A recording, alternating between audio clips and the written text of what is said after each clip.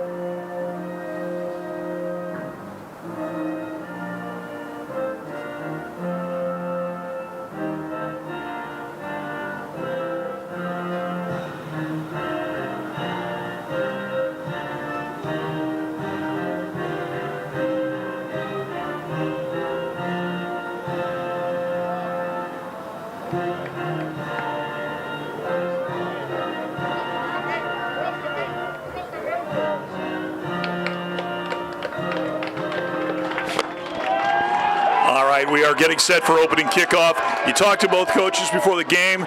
It's going to be a game it's called ball control, turnovers, and who wins the battle in the trenches. Absolutely. And we spoke to Massachusetts.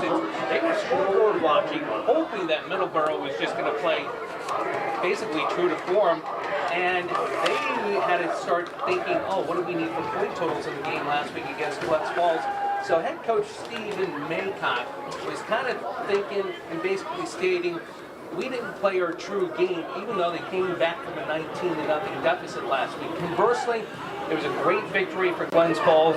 You know, they've got Mike Lewis now starting at quarterback, which is good because you want to be able to sit back and get him into a good rhythm now heading into playoff season, but even more so. And this is something that head coach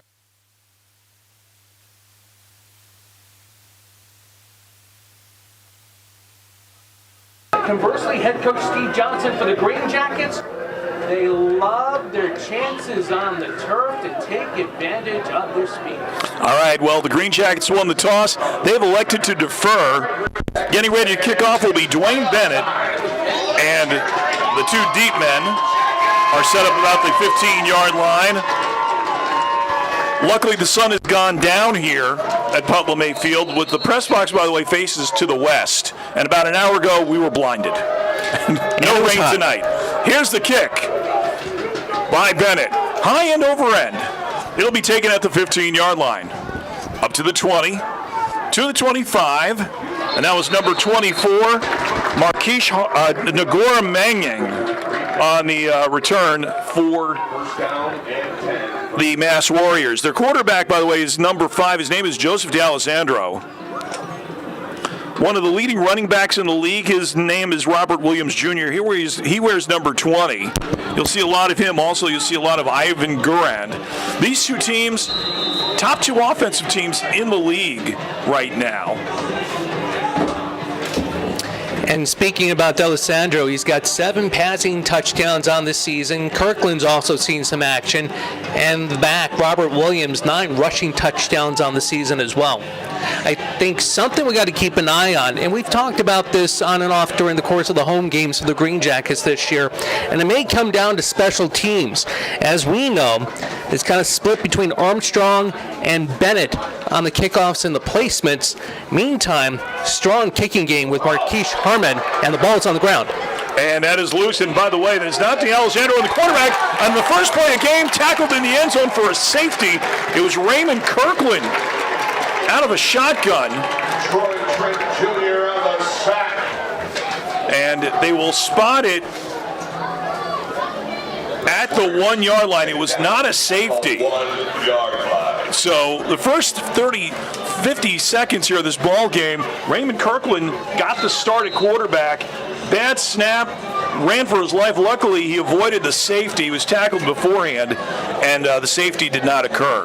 So it'll be first and, well, let's see, 40. Pretty much. That was a 24-yard loss, so it'll be second and 34, and now we've got an official's timeout. Probably trying to discuss they had the correct placement, spotting the ball. I thought it was a safety. I thought he got tackled in the end zone, but they say he was down at the 1. What's your bank? Now, Glens Falls defensively started out strong last week. Again, a 19-0 lead. They had 2 pickoffs for touchdown returns. Tyler Brown, Brandon Fish, both of them playing well a couple of weeks ago in the rain over at East Field. Yeah, a couple weeks ago. Last week, you talk about weather delays. They were fighting rain and thunder and lightning like most of the East Coast wars, if you think about it. All right, now D'Alessandro is now in the game at quarterback. He's got 2 men to either side of him. Here's the first. And we had a flag. Let's see what happens. Not sure if that was Tony Green Jr. or Jake Gregory getting pulled off or not. A couple weeks ago, Jake Gregory was not in the lineup when we were here at East Field. And that was due to the fact that he was he had his National Guard duty weekend requirements. So offsides on the Greenjackets. We'll move the ball up to the 6. And that's one of those things. It'll be second now, and let's see. We go 34 minus 5, second and 29. As a head coach, as a D coordinator, you're going to sit there and pull your hair out. You'll love the tenacity with Tony Green Jr. Just don't hit the gas pedal too quick trying to come off the line. Beautiful night here in Glens Falls. We don't have to deal with rain at all. We had some clouds earlier today. Tim was saying, don't worry about the rain. We won't have any. So D'Alessandro from the shotgun at the goal line. Looking to throw. Lefty throws one up. Long throw. Overthrows his receiver. Looking for number 7. That was Ivan Gurand. And it'll bring up a 3rd and 29. And D'Alessandro, the route by the receiver was going more toward a post, and D'Alessandro threw that out toward the sideline. So obviously, what the receiver read versus what the quarterback read, two different things on that last play. So 3rd down for Massachusetts, the Mass Warriors, going from right to left here on watching here. They are with white uniforms with blue striping and blue numbers, white helmets with blue stripes on the helmets.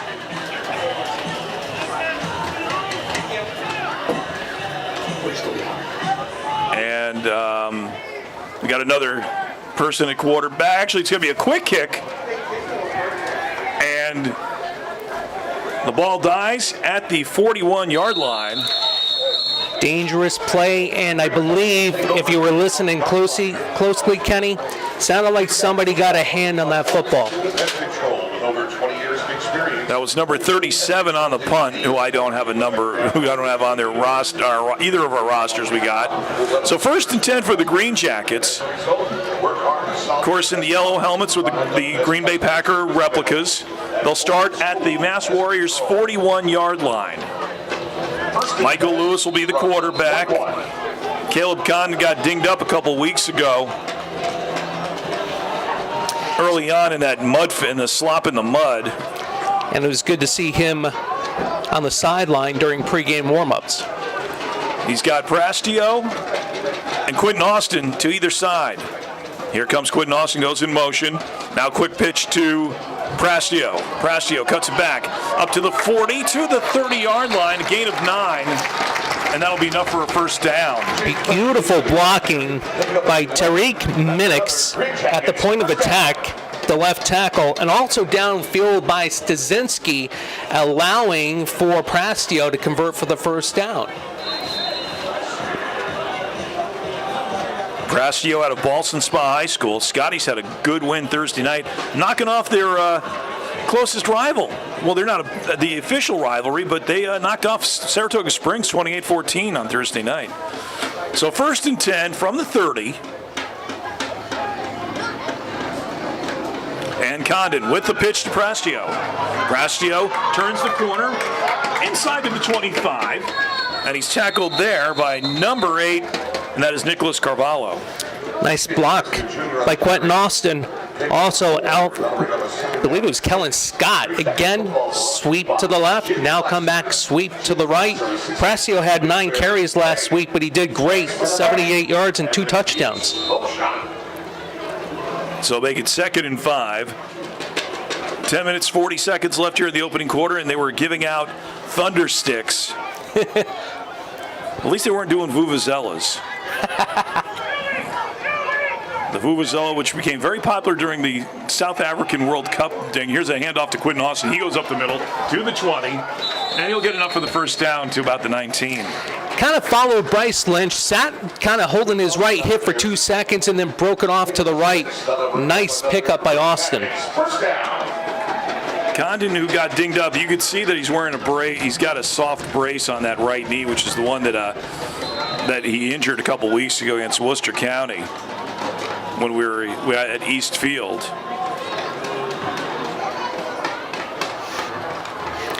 Again, you'll have Prastio and Quentin Austin in the backfield. 2 receivers split out.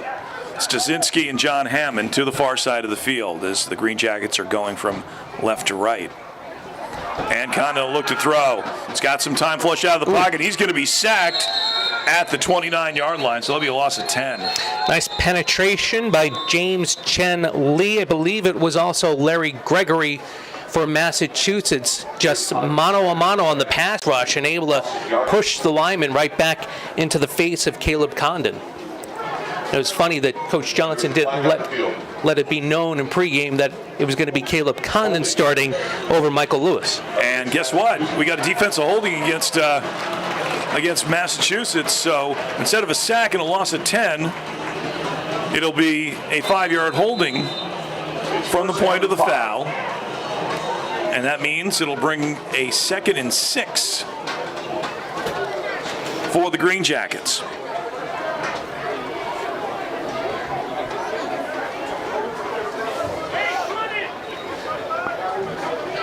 As Condon, bad snap, didn't even see it coming. He's going to run for this one, and he's going to have to take a ball. But no, the ball's down. Massachusetts claims they have it. They deserve the right to it because Condon never had control of the football. Absolutely. Now the official's going to talk it over. It was down. He didn't see the snap coming. And I don't think And ironically, a few weeks ago at East Field, Kenny, similar situation, third down, long distance for the Green Jackets, except they were deep on their side of the field, and Condon went scrambling back, similar play, similar way going down to the ground when he got his knee injured. Well, we had a first and 30-something, second and 30-something for the Mass Warriors. Now we've got ourselves a third in 28. And, it's close to a 29 as they've got to get to the 10-yard line. Ball's on the 39-yard line after the bad snap and the recovery by Condon. Condon touched the football, but he never had control of it, and that's what the Warriors' claim was. Stasinski and Hammond split out to either side. Stasinski takes a couple steps in towards the line of scrimmage. And now Condon sets up a screen for Quentin Austin, who drops the football. If Condon had kind of looked to the left, Hammond had separation on the corner over on that side of the field. Great opportunity for the Green Jackets. Go for naught as we'll bring up a fourth down. They're saying it's third. I think it's...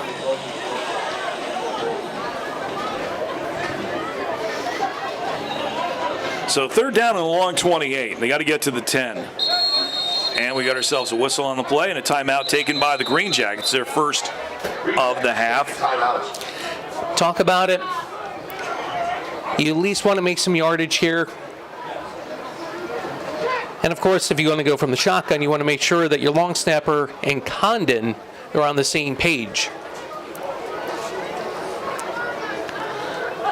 Got a nice night here, to say the least. A lot better than what we've had the last couple weeks when we were over at East Field, where it started off nice, then slowly the rain came. It started off as a nice little drizzle, and then the heavens opened up. But this, not tonight. High school games the last 3 days. Outstanding weather. Glens Falls 2-0. South High, nice victory over Troy, going 1-1. Queensbury had lost a tough one, but they were playing a double-A opponent in Bethlehem. Yeah. And they've got a great turf field. If you haven't seen the turf field up at Queensbury High School yet, it's off the football field, but they have not, by the way, Glens Falls High School, this is the first football game at this field. American football league, football game. Let's get that straight. The boys soccer team got to christen this field earlier in the week. This is the first actual football game, American football game. For all you soccer snobs out there, I'm calling you snobs because you know what I'm talking about. You got trips to the left here, yes, Kenny. Yes, we do. Stasinski, the lone receiver, to the near side of the field. Shadowing blitz. Condon steps up, throwing. He's got Stasinski over the middle. Play it. Nice catch at the 7-yard line. There should be a Carvalho. I can't believe they didn't give him a foul after the whistle because he popped Stasinski. But I guess he was doing that because he thought Stasinski had not been touched. But ends up being first and goal. What a throw into double coverage, and Stasinski on a tip drill makes the catch falling down. First and goal for the Green Jackets. Condon seemingly wasn't able to completely step into that. Underthrown a bit. Stasinski, nice adjustment. The corner on him with the safety coming over. Give John Stasinski major kudos for that catch. Two wide receivers split out to either side of the field with Prastio right next to Condon. First and goal from the 7. And Prastio will take it inside. Still on his feet. Push him in. Pile it in. Here comes the rugby pile. It's crossed the goal line for the touchdown. Heart and desire on that play. Prastio between the center and the guard, and everybody just said, let's come on, ride the train and ride it. Time of the touchdown, by the way, is 8:17 of the first quarter. Pick up a 6 on the play. That's second and goal from they didn't give it to him. They had his forward progress stopped at the 2. So scratch that touchdown. It would have been a 39-yard drive.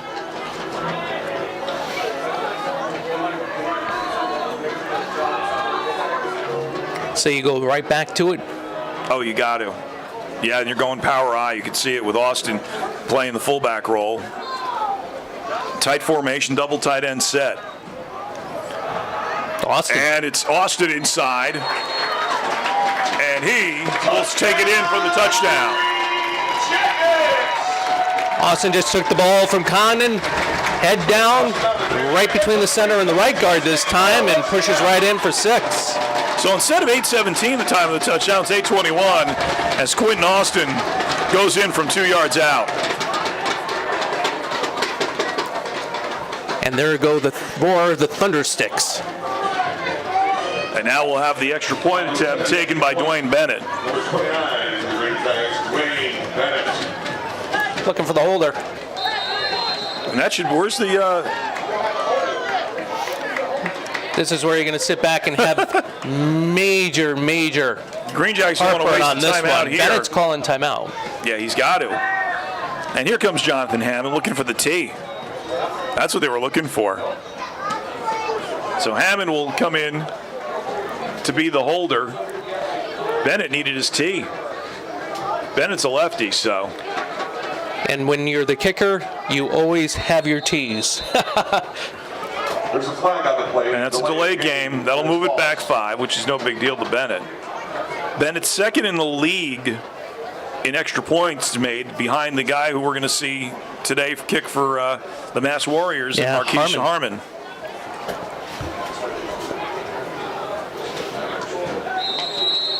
So a 39-yard drive for the Greenjackets is up in a 2-yard touchdown run. There were some scary moments there as the bad snap brought it back, but a long completion on 3rd down. Here's the kick. It is up and it is good. Nice kick by Bennett. Still good. Just went over the right upright. I thought it was through. That's when you have to rely on the official right underneath the upright, looking straight up, and he's got a judgment call if it's over the top of the pipe or not.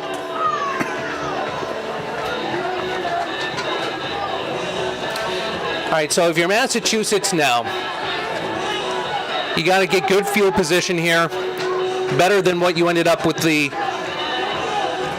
fumble that allowed them to be inside their 5 in the last drive. Defensively, Glens Falls, you come out and you do exactly what you did last week. You have good line play, your corners play up and tight, and you forced Massachusetts to go a mano. So Bennett getting set to kick off. The deep men are Nagor Manging, number 24, and number 11 is Rakeem Langston. Manyang was the one who took the opening kickoff out to the 24-yard line.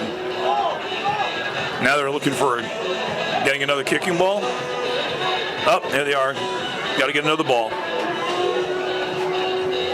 6:39 left here in the opening quarter. Greenjackets leading 6-0 on the 2-yard touchdown run by Quentin Austin.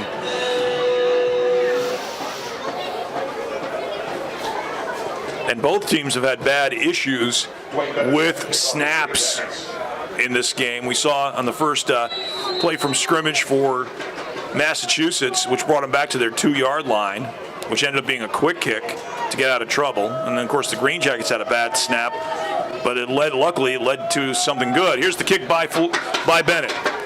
End over end, and it'll be taken this time by Langston. Langston looking to turn the corner at the 25, breaks the tackle at the 30, and he's tackled at the 31-yard line. Good field position for Massachusetts at this point. Come on out, get D'Alessandro to start pitching and catching to his wideouts. The Mass Warriors will start off the ball at about the 31-yard line. The new turf field here at Glens Falls High School, very similar to the old turf field. The only difference is with the new rules that are in place. And what they also did, unlike the other turf field, the old turf field did not have lines for other sports. It was strictly a football setup. This one has set up for all the sports, field hockey, soccer, lacrosse, because all the teams are going to get the chance to play night games on this. Both boys and girls soccer, lacrosse, and field hockey are going to get their turn on the turf here.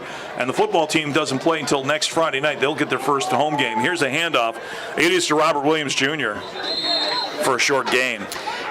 Glens Falls had 6 men on the line of scrimmage, I believe, as Williams ends up going right off the right tackle. Now, in the past, the 50-yard line, with the new rules regarding mascots and everything, the iconic Arrowhead logo is gone. And what they did, they made the GF bigger, but at the center part of it, where the center circle for soccer and other sports, that's where the GF is encased, and the center circle is black with the GF in red. 2nd and 7. In motion comes Maxim Kogan. And here's the handoff. It's gain up to a 35 for a short gain of 2, so it'll bring up 3rd and 6. 8 men in the box that time. Safety. And Robert Williams Jr. again on the carry. Jake Gregory for the Greenjackets. Tyler is back at safety, the 2 corners up. Just almost daring Massachusetts to go over the top second level with the passing game. Got some changes on the roster. Is coming out is Troy Trent. Also coming in was Connor Hermanson. Shotgun formation with D'Alessandro with the receivers to either side of him. 2 wide receivers split out to the near side of the field, 1 to the far. Jackets showing blitz. And here comes the pass over the middle. Incomplete, almost intercepted. Looking for Maxim Kogan.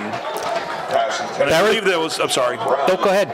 Barreto and Brown in coverage, and that was almost a great catch. I want to say it was Pickering that was leaping into the air to try to get that one. So 4th down and 6 for Massachusetts. And that'll bring out the punter, Marquise Harmon, who's one of the best in the league. John Hammond is set up. He'll be split back to about his 25-yard line. He's got one of the 2 returns for touchdown in the league this year.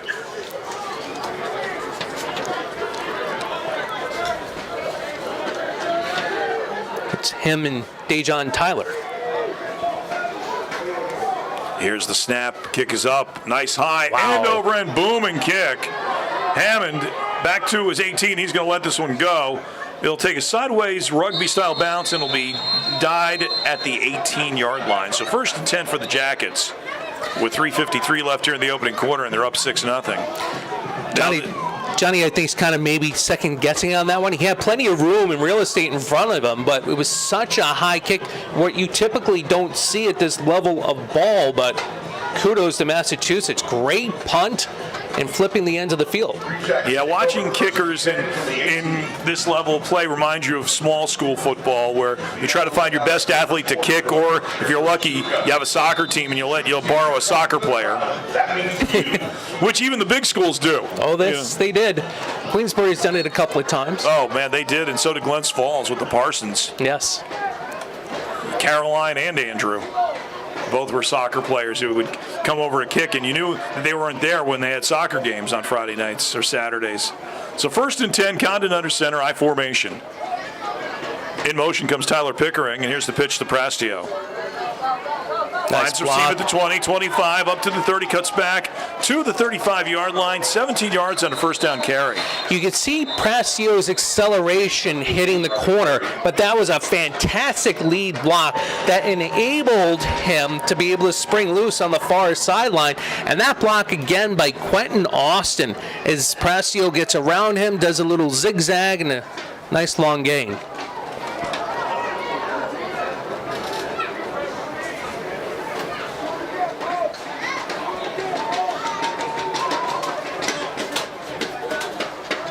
There, Stasinski was getting a little slow on the far side of the field. They were bringing out the trainers, but he's okay. So 1st and 10 from the 35.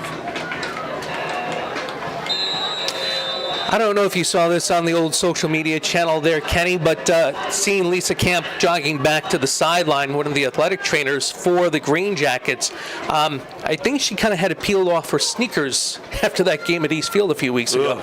We all did. Here's Prastio on the carry.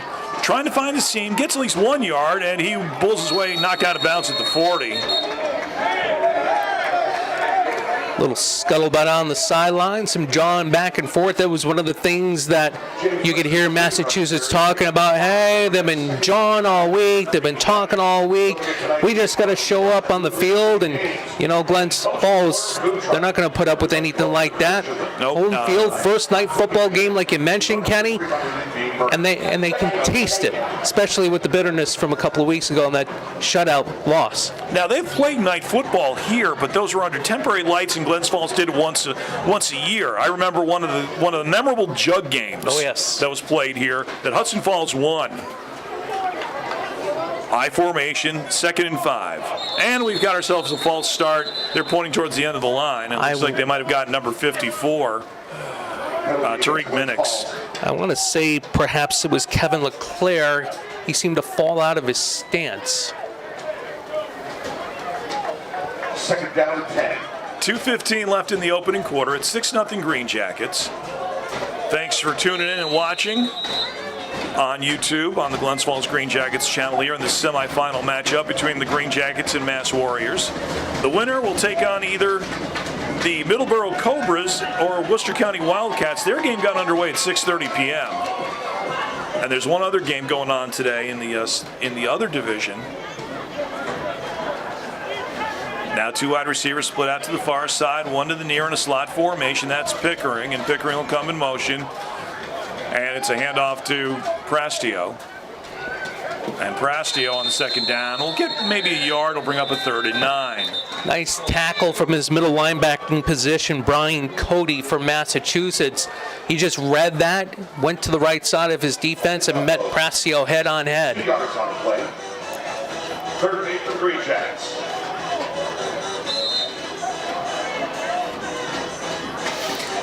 So with a 3rd and 8, at this point, you've been lined up in tight, and Massachusetts has had 7 men in the box on 1st and 2nd down. Kind of spread them out a little bit and go that 3 wide, 4 wide receiver look again. So that way you can try to open up something in the middle too if you wanted to be able to do a little handoff to Prastio to shoot the gap. I was here for the first time they played on the old turf field back in 2008. Was a win over the Scotia Glenville Tartans.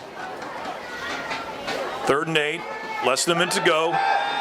Condon looking to pass. He's flushed out of the pocket. He's going to take some room. Throws one. A little too much for Prastio. Oh, that should be a flag.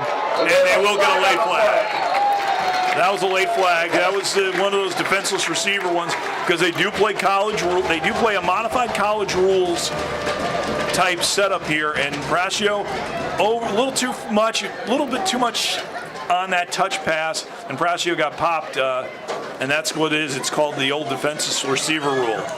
Yeah, and the reason that flag got thrown was the fact that he was only defenseless. It was an elbow into the face mask, too. Condon, when you're rotating against the grain, it's hard to be able to get the right touch and right feel onto the ball heading on that far side of the field. So they move the spot of the football to the Mass Warriors 49, just over midfield, right at the top of the F in the GF.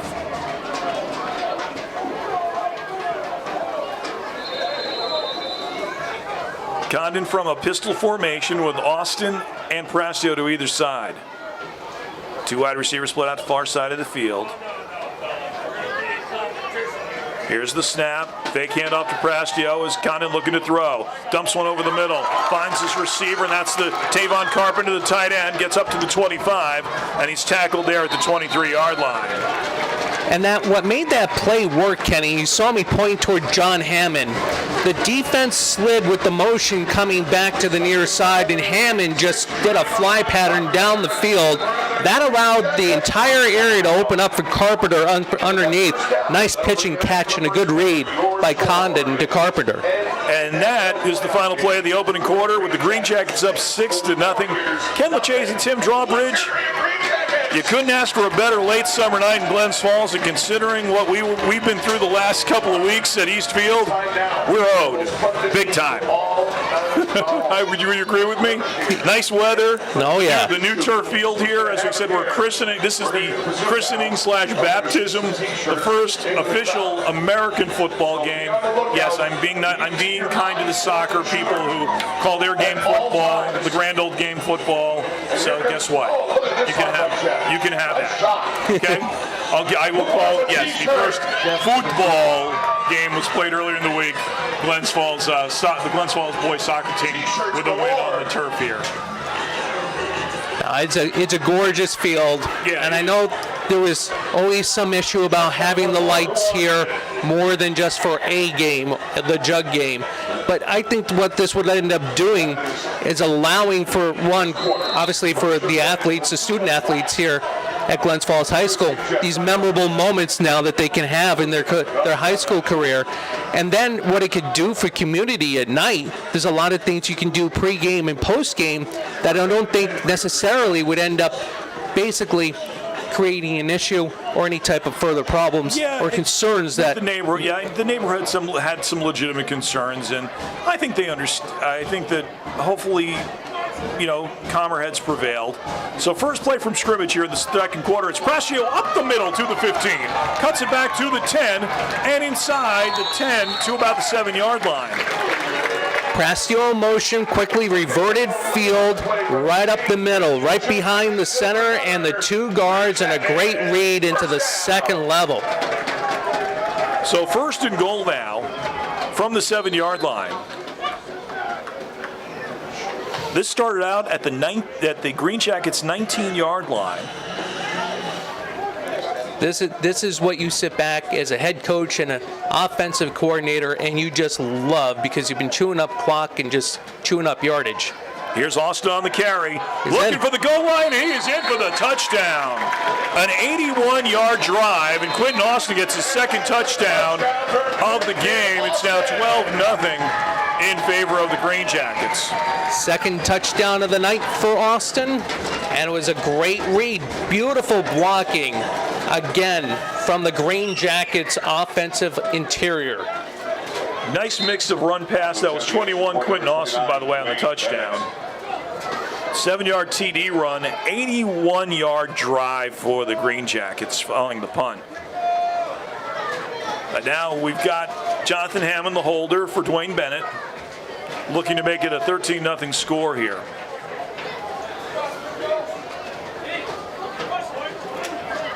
Good snap. Kick is up. It's in. I'm making sure. It is good.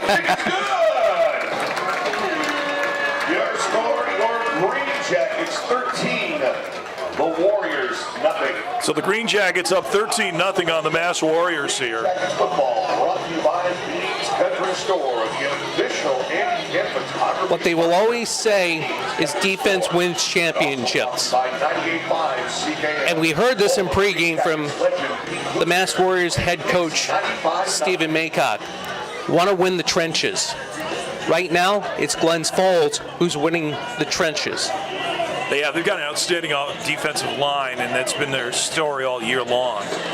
As Bennett gets ready to kick it off to either it'll be either Nagor Mangan or Rakeem Langston. Each of them has had an attempt to kick the football. The kickoff of the Greenjackets, number 29, Dwayne Bennett. The Warriors uniforms kind of remind you of the Baltimore Colts road uniforms. Or, Baltimore Colts, Indianapolis Colts. What am I thinking? You know what? Close to 40 years since those Mayflower moving vans made the drive out to the Midwest. Yeah, but you and I are kind of old school affinity. We're old enough to remember it. Memorial Stadium. Oh, man. Like Wrigley Field, too, when the Bears would play there. You got it. You would see that open end zone in the neighborhood there. Tony Linhart kicking with Burt Jones quarterbacking. Oh, boy, you're bringing up names. Lydell Mitchell and Mike Mad Dog Curtis. Here's the kick. Taken at the 20.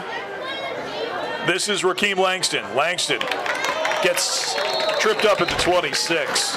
Beautiful downfield pursuit. I believe that was number 20, and it was Brian Thomas right down the near side hash, followed the returner, and it was a beautiful shoestring, grabbing the feet tackle, just laying out to just pull down that Massachusetts returner. We're talking about old school. First NFL game I ever went to was at Old Shea Stadium. I got to see the Jets play the Seattle Seahawks, and Mike Mad Dog Curtis was playing for the Seahawks at the end of his career after his great career as a member of the Baltimore Colts. And that was seemingly, we could say, back in the day at this point. That was 76 or 76. It was 76. When Seattle was in that was AFC. their first year. First year came into the Tampa Bay Buccaneers. The other thing I remember was the New York Giants won their first game, and they beat the Washington Redskins. That was the opening. That was the first year of the old Giants Stadium too. They won 12. I remember that. I don't remember the score of the Jet game, but I remember the Giants winning 12-9. So 1st and 10 for the Warriors from their 26. Here's the throw by Langston, and it's incomplete. Langston is a lefty, by the way. It was good pressure by Troy Trent Jr. Couldn't see the other number that got in there too, but nonetheless, I want to say Skylar Russell just got the pressure in on D'Alessandro, and that throw came up short. So 2nd down and 10. They are moving. I know that for people who do not know, this is the rules are it's a moving clock. At the last 2 minutes of the quarter of the half, that's when they'll stop the clock for movement of chains and incompletions and all that other stuff, unless there's timeouts or injuries. So Langston, and we've got ourselves movement against the Warriors. Left tackle. That'll put them back 5.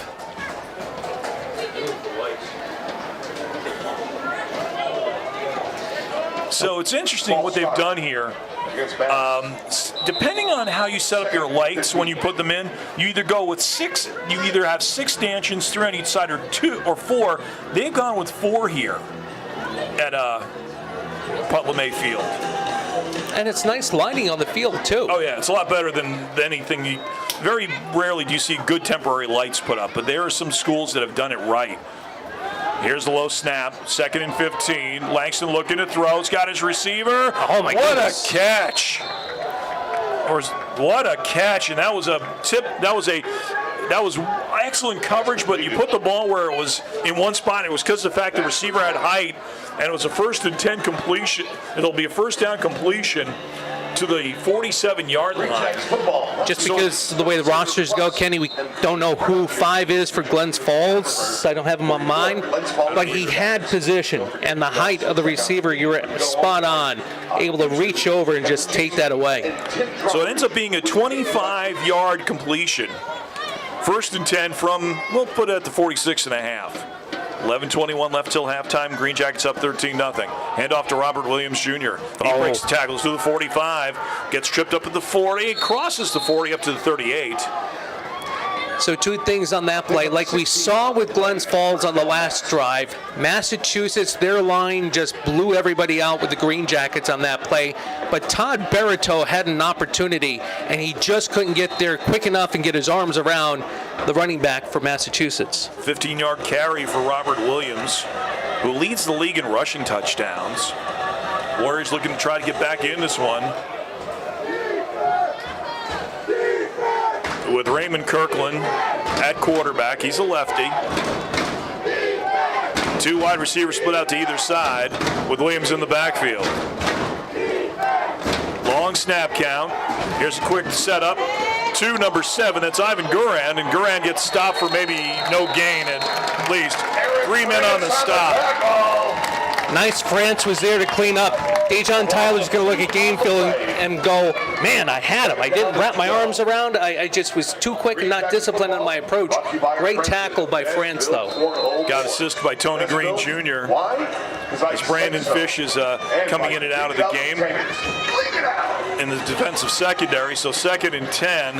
Actually, it was a loss of 2. Bring it back to the 40, so it'll be 2nd and 12 from the Green Jackets 40-yard line. 2 wide receivers split out to either side of the field. Kirkland from the shotgun, Williams to his left. Here's the snap. Kirkland looking to throw. Finds a receiver at the 30. It'll be a first down. And we have a late flag coming in. Again, good face mask. My bad, Kenny. Good coverage by Glens Falls. It's just nice pitch and catch from D'Alessandro to the Warriors wide receiver, and Massachusetts has been able to find something here on this drive. And it'll be a 15-yard face mask penalty against the Greenjackets. So not only the completion of 9 counts, they'll add 15 to it, and it'll bring it all the way up to the 15-yard line. So 1st and 10 for the Warriors, driving here after the second touchdown by Quentin Austin. Head coach Steve Johnson wanted no mistakes tonight, and there's been several mental errors by the Greenjackets. Kirkland gets the snap, fakes the delayed handoff to Williams, bounces off a couple tackles, cuts it back inside, and he's going to be finally, no, still on his feet. Ooh, that was a clip. And still going. Like the Energizer Bunny, but there's a flag in the backfield at the 20. Let's see what it is. I think it was a block on the back by Cullerton of Massachusetts.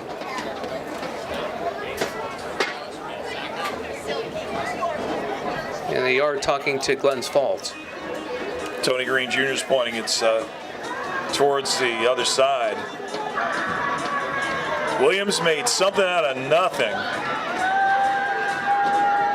Has a long discussion here as they're talking to the Greenjackets defensive captains. And it's a hold. Penalty is declined, by the way, so Greenjackets will let that one go. 8:28 left here until halftime. It is 13-0 in favor of the Greenjackets. Quentin Austin with touchdowns of 2 yards and 7 yards. They are taking the penalty. 15-yard personal foul. That's why there were 2 flags on the play. That'll bring up a first down, 25 for Mass.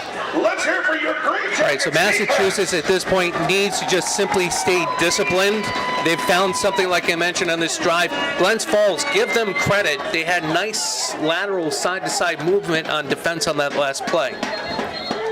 And we got ourselves an officials timeout. There's a timeout on the field. They moved it back 15. I thought if it was going to be a hold like that, it should have been played only 10. All right, we're all set. Yep. Coach has got the explanation. Steve Maycock.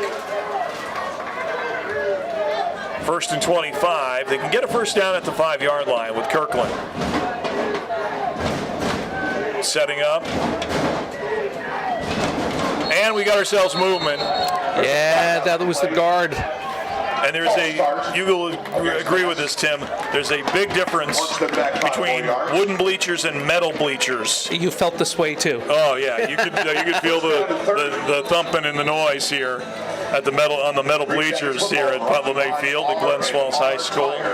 So that was another mistake by Cullerton, and the Warriors give Glens Falls credit, tightening up, starting to intimidate a little bit in the trenches. The home team here, Glens Falls High School, won 39, put up 39 points in a win over Gloversville. Their quarterback had 5 touchdown passes in the win. Gloversville amazingly held Glens Falls to like 32, 35 yards rushing in that game too. 1st and 25, long snap count. Trips to the left. And Kirkland steps up, finds a receiver at the 25, to the 20, to the 15, and he's knocked out of bounds. Oh boy, I hope their official's okay. There's a flag on the play.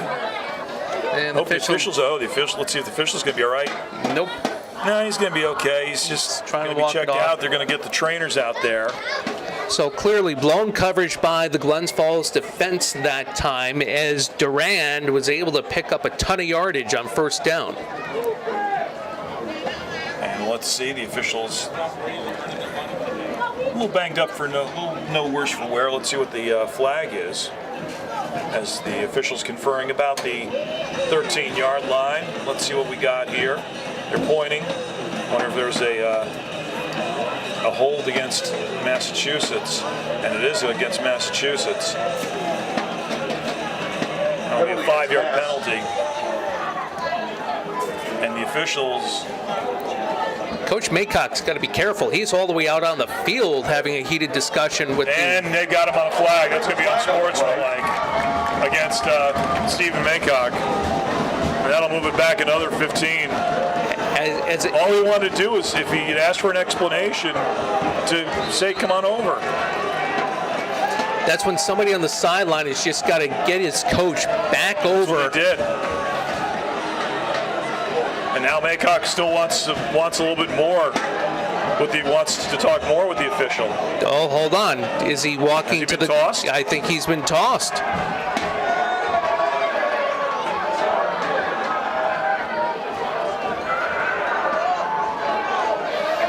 They got to calm down. Both sidelines have got to calm down because this thing will get out of hand. What it was an offensive face mask.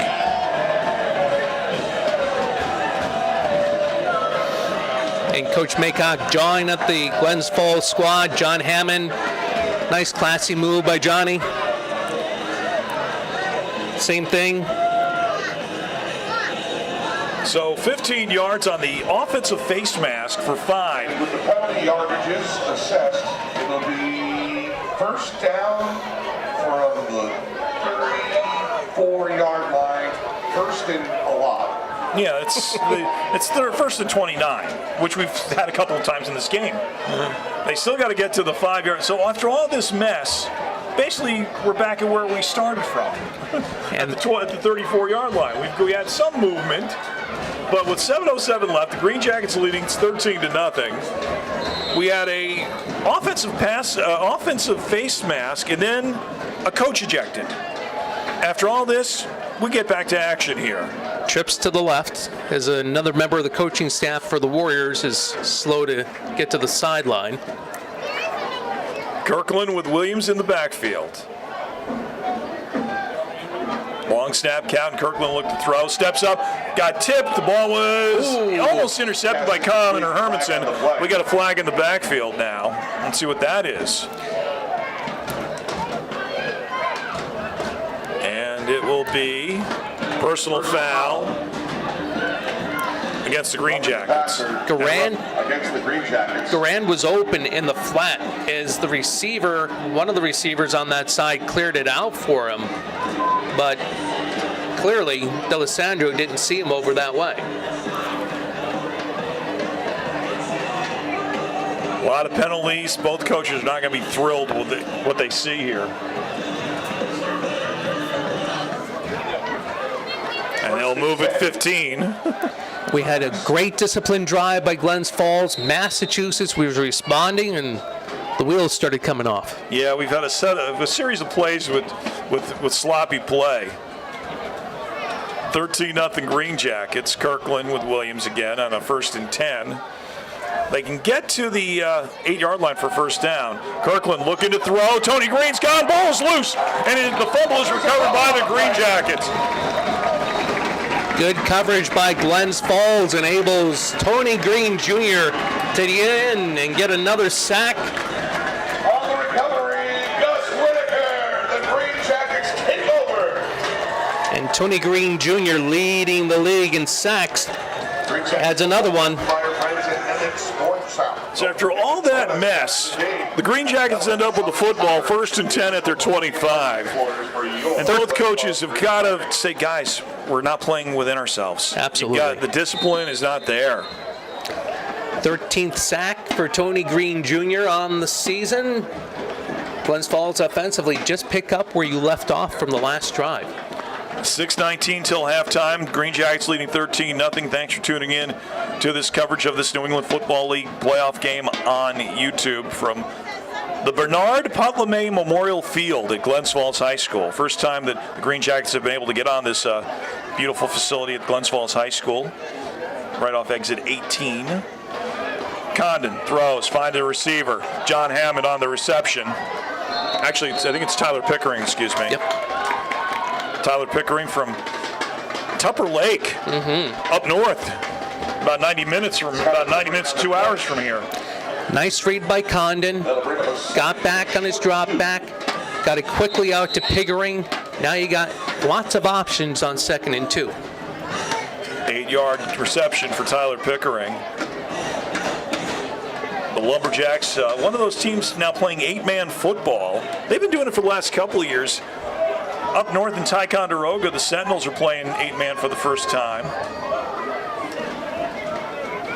Condon with one man in the backfield, 2 wide receivers split out to either side. Fake to Prastio. Condon looking to throw off the back of his feet. He was under a rush, and he just threw it away into the Mass Warrior bench. Inside 5 minutes to play. He had a little bit more time, meaning he didn't have to start scrambling. He could have gotten the ball out to Szynski, but a good move to have that overthrown. So 3rd down and 2. As Isaiah McLaughlin comes in, replacing Quentin Austin. Austin with the 2 touchdowns so far for the Green Jackets.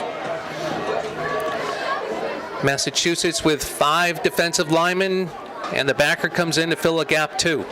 Hammond and Profit are the receivers to the near side of the field. Show him blitz. And we got movement. Let's see who flinched. Johnny Hammond. I think that I saw some movement on the defense line, but they were setting themselves, and they got a false start against the Green Jackets, and I'll move it back 5.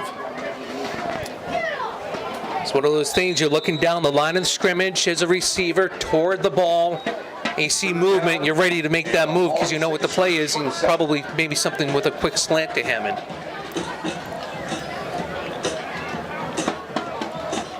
So we know that Profit and Hammond are the 2 wide receivers to the near side of the field. Szynski's one of the 2 on the other side. That's Isaiah McLaughlin, 87, who's on the other side with him. So what was 3rd and 2 is now 3rd and 7. Man comes in motion. Condon in trouble, tried to dump one off, looking, and Condon got dumped, but there's a flag on the play as well at the line of scrimmage. He was trying to get the ball out to Szynski with the one-on-one coverage on the far side. Jameson Lee came in and got a lick on Condon, but as soon as the play was dead, he picked him up, said, "I'm sorry about that," patted him on the helmet, and both sides are all good. Let's see what the flag is. Looks like it's going to be against the Green Jackets. I might decline it and force a punt. And you can tell that that one official. The penalty has been declined. He's going to have to ice down at halftime. Oh yeah, he's got to, or after that game. So 4th down, penalties decline. That means a punting situation for Heath Armstrong. And actually, we got another punter. Back to punt for your Green Jackets, number 3, Dejan Tyler. It'll be Tyler doing the punting. Armstrong's there.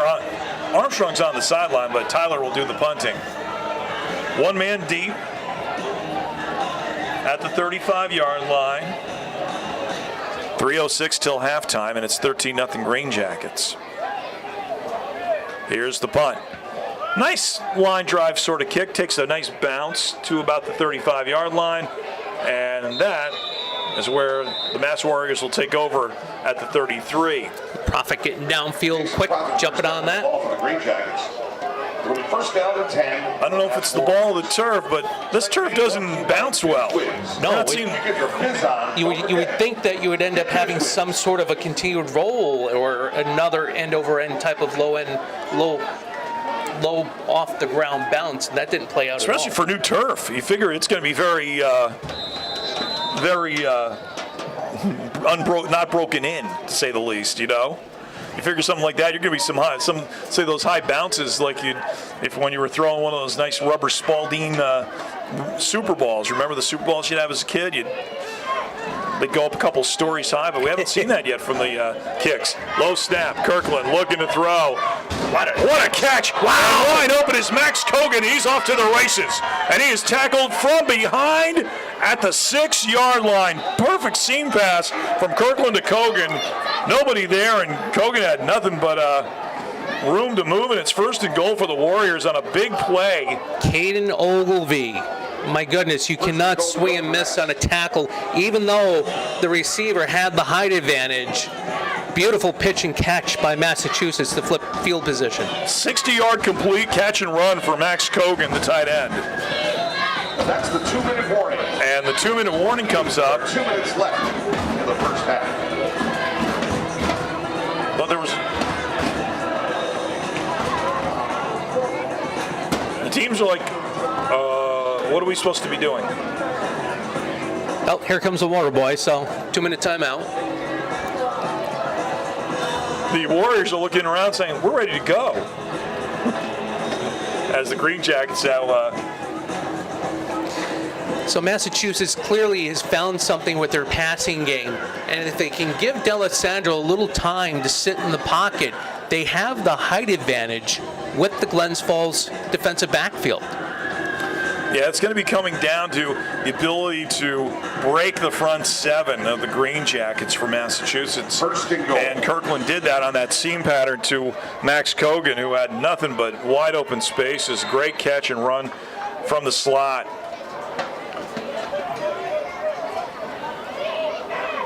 So Kirkland looking over, 2 wide receivers split out to either side, fake a handoff inside to Chris Deshaun Brown. And Brown gets back to the line of scrimmage. He might even lost a couple of play. Loudon with a beautiful wrap on the back for the Warriors. Green Jackets would like to welcome all of the Green Jackets alumni in attendance tonight for tonight's NFL playoff game. Now, if you're Massachusetts here, you don't necessarily need to score. If you just come away with a field goal, you cut the lead down to 10. Yeah, they don't need the 7 yet, but they just need to, they want to go into halftime knowing that the Green Jackets will get the ball to start the second half. Kirkland flushed out of the pocket, and he is going to be back to the line of scrimmage. I want to say that was almost kind of a quarterback And we draw. got ourselves a flag on the play.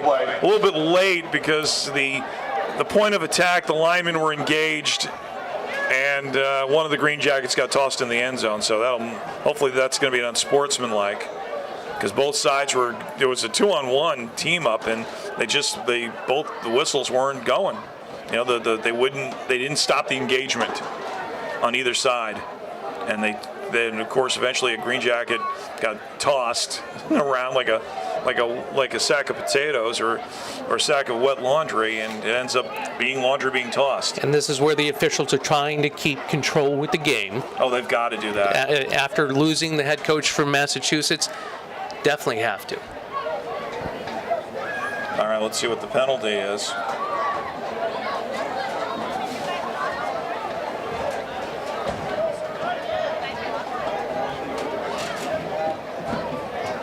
Offsetting. That was a penalty against the Green Jackets. On both teams, the penalty's offset. Replay the down. So after all that mess, we have offsetting penalties. With 1:06 left till halftime, 13-0 is your score.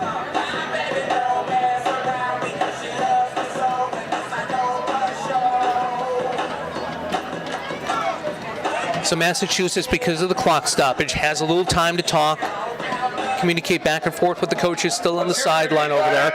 So 2nd and goal from the 8-yard line. Kirkland with Robert Williams to his right in the backfield. 2 wide receivers split out to either side. Kirkland looking to throw, rolling to his left, throwing. Yep. Incomplete. Nope. Is that one No, it's a touchdown.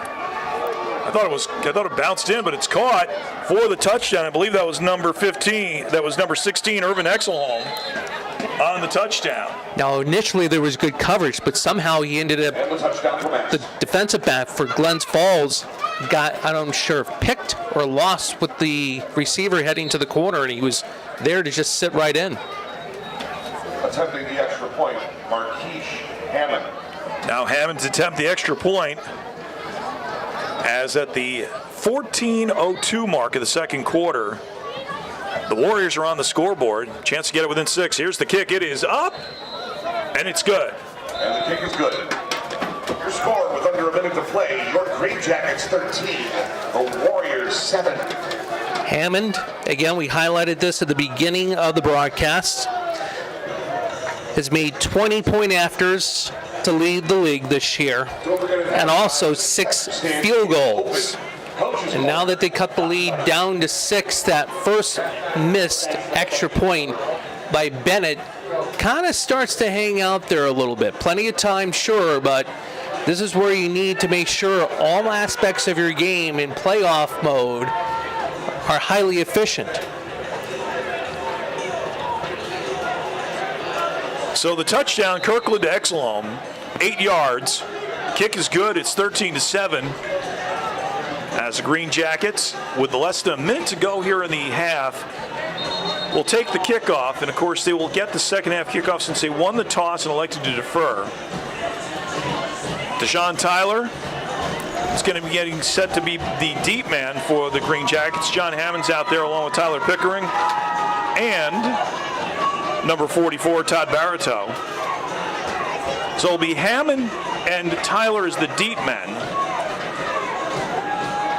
The short guys are Baratow and Pickering.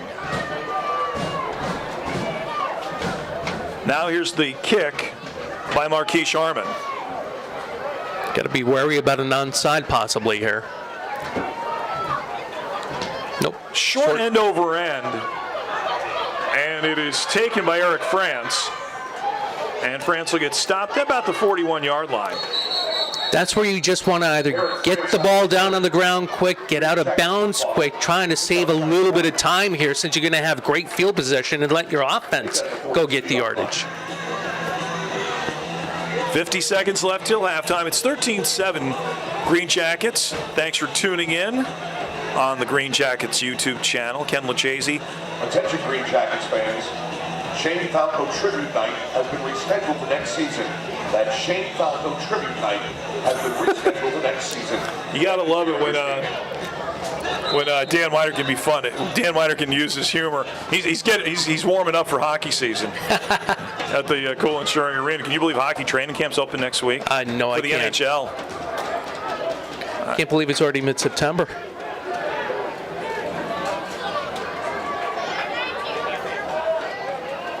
And we've got another quarterback. That's Emmanuel Isaac now in the game. He's got the strong. No, actually, it's Condon. I'm sorry.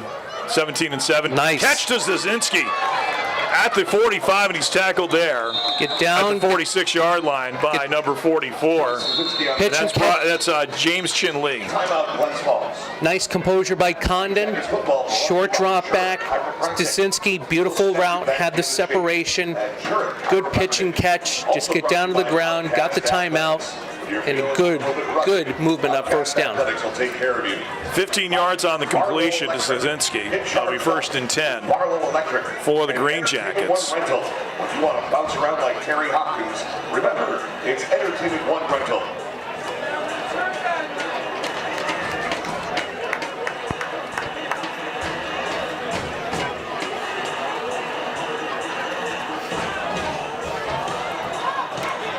Now Glens Falls, so they can do the same thing here on the second play of the drive.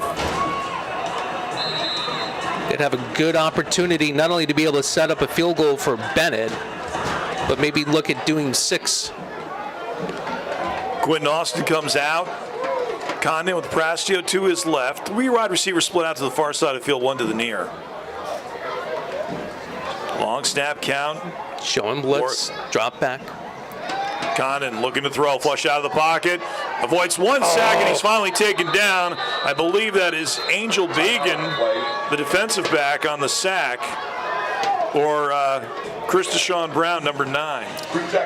Beautiful pressure by Massachusetts. Condon, he did the right thing. He stepped up into the pocket, and at that point, he just had to be able to get the ball out of his hand, but everything with longer routes downfield meant he had to try to buy some more time and couldn't do so.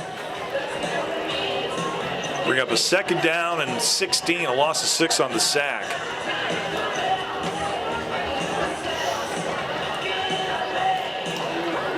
So this is where you dial up a play. A screen would be good to either side.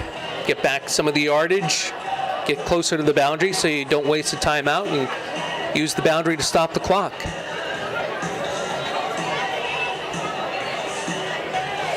Green Jackets using their 3rd and final timeout here.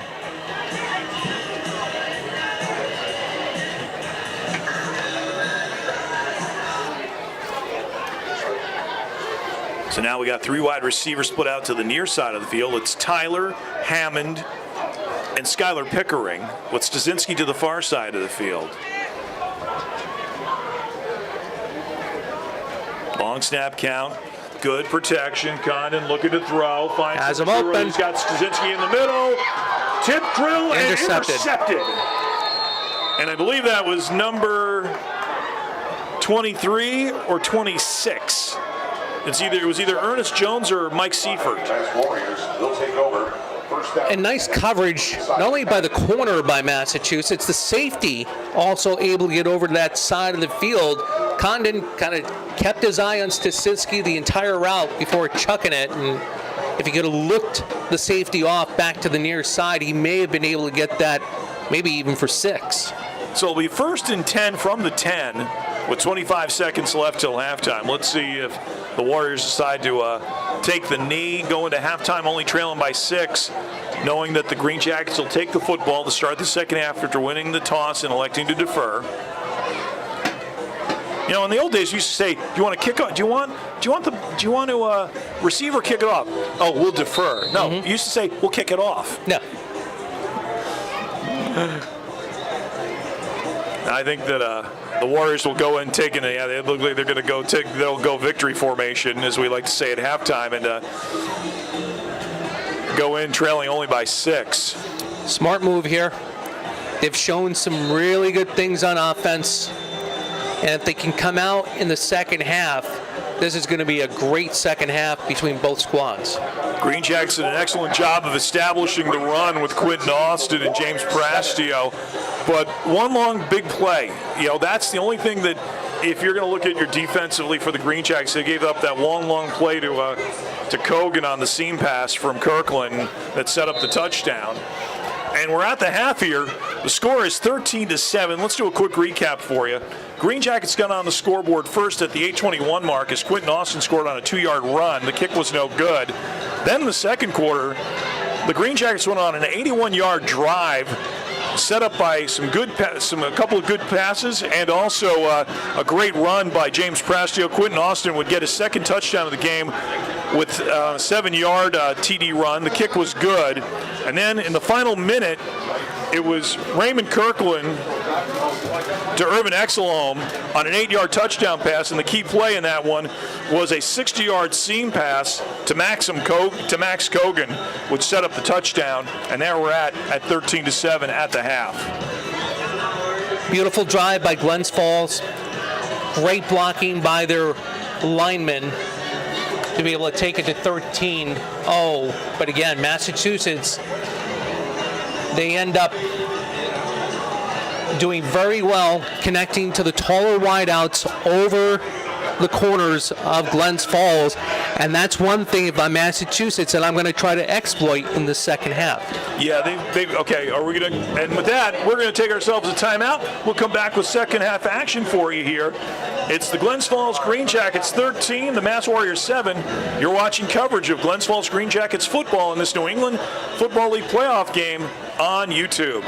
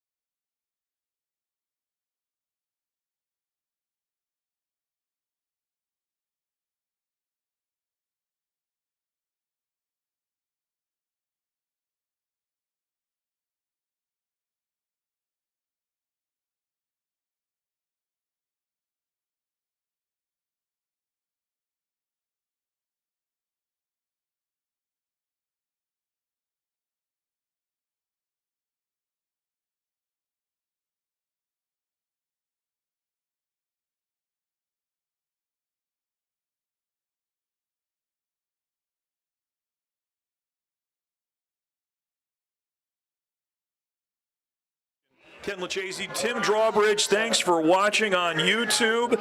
It's the Glens Falls Greenjackets leading 13-7 over the Mass Warriors. The Greenjackets won the toss, elected to defer. As I would say, they decided to kick off, okay? Enough with this deferment thing. Okay, they chose to kick off. They'll take the second half kickoff.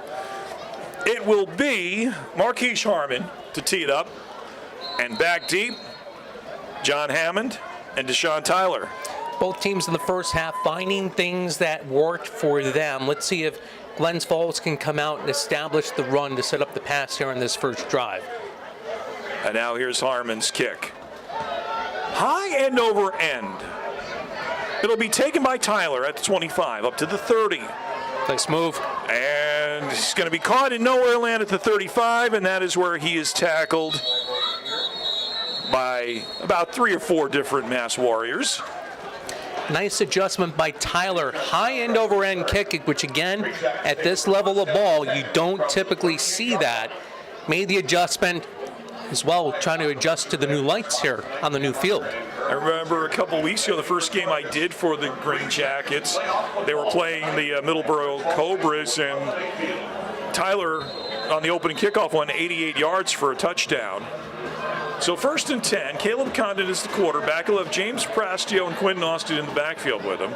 John Hammond and John Stasinski are his receivers, and the tight end is number 86, Trayvon Carpenter. Stasinski and Hammond are split out to the near side of the field as the Greenjackets going from right to left. Here comes Austin in motion. Pitch to Prastio. Had to come back for it, and he is going to be in nowhere land. Takes a hit, gets back to the line of scrimmage, and maybe gets a yard to the 40. If Condon could have led the pitch a little bit better, there was an opening that Prastio, I don't believe, saw that he could have cut upfield along the hash for a better gain. So they gave him enough to cross the 40, so it'll bring up 2nd and 7, just underway here in the second half. The other game in the semifinals going on, the Middleborough Cobras, who with their win over the Worcester County Wildcats, not only jumped from 3rd to 2nd place, they are hosting the playoff game. The winner of this game the Greenjackets, if they win, will host the championship game. That'll be held next Saturday here at Putnam May Field. Fake a handoff to Quentin Austin. Now it's Prastio. Cuts nice back. Cut. Finds some room. Gets tackled from behind. Flag on the play. And he's tackled at the 46-yard line. And with the cutback to the nearest side, good block by Quentin Austin to try to get Prastio some yardage. Let's see what the flag is. It's a hold. I think it was a hold on one of the receivers downfield, because it's in the defensive backfield. And it is going to be, it's going to be a hold. They got one of the upmen in engagement, so bring it back 10. And with the rules like in high school and college, it's where the spot of the foul occurs. So 10 yards from the spot of the foul. So it'll end up being 2nd and 8. So technically, he only lost a yard.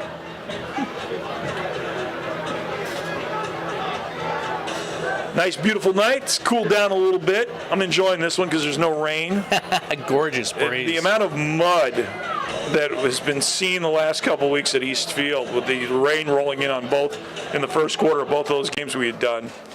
And now here's a fake handoff to Austin. Austin's going nowhere. Great job, and a late flag. Might be a face mask. Had no shot trying to come back on the left side of his offensive line, but Massachusetts seems to be putting 7 men on the line of scrimmage, and from that side, the 2 backers were able to beat the tackle and just be there waiting for Austin. I think they got Nicholas Carvalho, by the way. He was one of the 3 men in on the tackle. So 15 yards on the face mask. Automatic first down as it crosses midfield to the Mass Warriors' 48-yard line. Just underway here in this third quarter, with the Greenjackets leading 13-7 here on YouTube.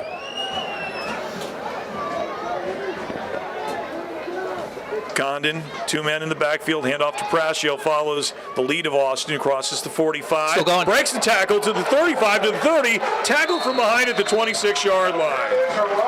Prastio, being shorter in stature, was able to just get lost in that morass of players on the Glens Falls right side, and then all of a sudden he breaks free into the second level. The Boston Spa Scotty gets 20 yards and a first down. Ball's at the Warriors' 26-yard line, 1st and 10. Green Jackets and the Green Bay Packer replicas going from right to left. Mass Warriors in white with, I thought it was blue, but I think it's more like a maroon color on their uniforms with the white helmets. Stasinski comes in motion. Here's the pitch to Prastio, trying to go to the far side of the field, and he's a couple of flags on the play. Brian Cody got him from behind, but there was flags before in the area of holding.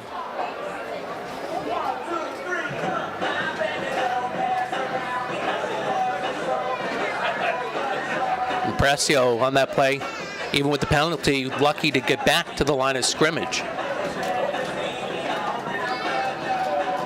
And it'll be offensive holding against the Green Jackets. Yeah, they got the engagement on the up men on one of the receivers and maybe the tight end downfield forced the holding. So remember, spot of the foul, and they'll bring it back 10. But since and it'll end up being up a second down, 1st and 20 at the 34-yard line. So it was actually an 8-yard loss for the Green Jackets. So 1st and 18. Hammond and Stasinski split out to either side of the field. Carpenter, the tight end. Warriors looking to show blitz from the linebackers. 5-man front.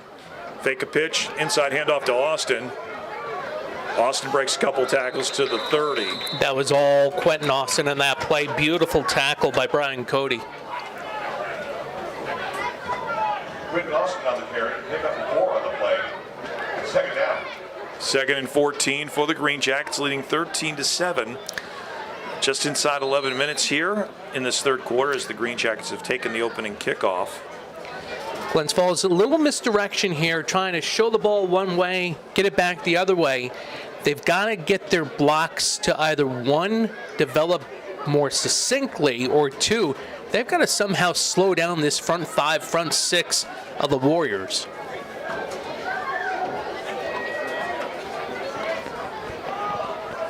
Both wide receivers split out to the near side of the field here, right in front of our broadcast location. And fake Pastio, setting up a screen over the middle. Carpenter on the catch at the 20, to the 15, up the middle, to the 5, flag on the play, touchdown, Green Jackets. Let's see if it stands, though. Now, that was after the catch was made, but beautiful. I think it's a push in the back by Glens Falls. Condon sitting calmly in the pocket as Carpenter worked underneath perfectly and just somehow escaped the coverage of Massachusetts and turned around and got it upfield. That's his 2nd catch of the game.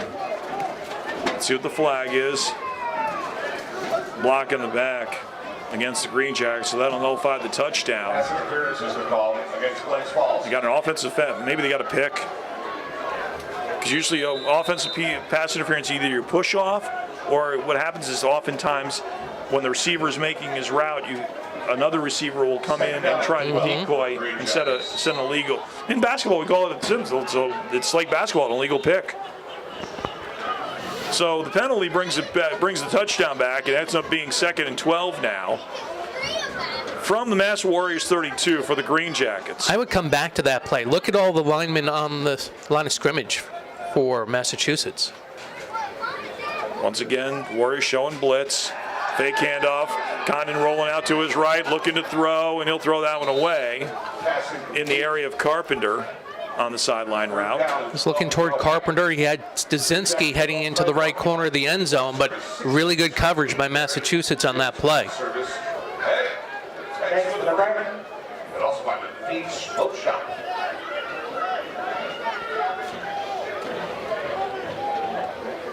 Nine minutes, 5 seconds left here in the third quarter, 13-7 in favor of the Green Jackets.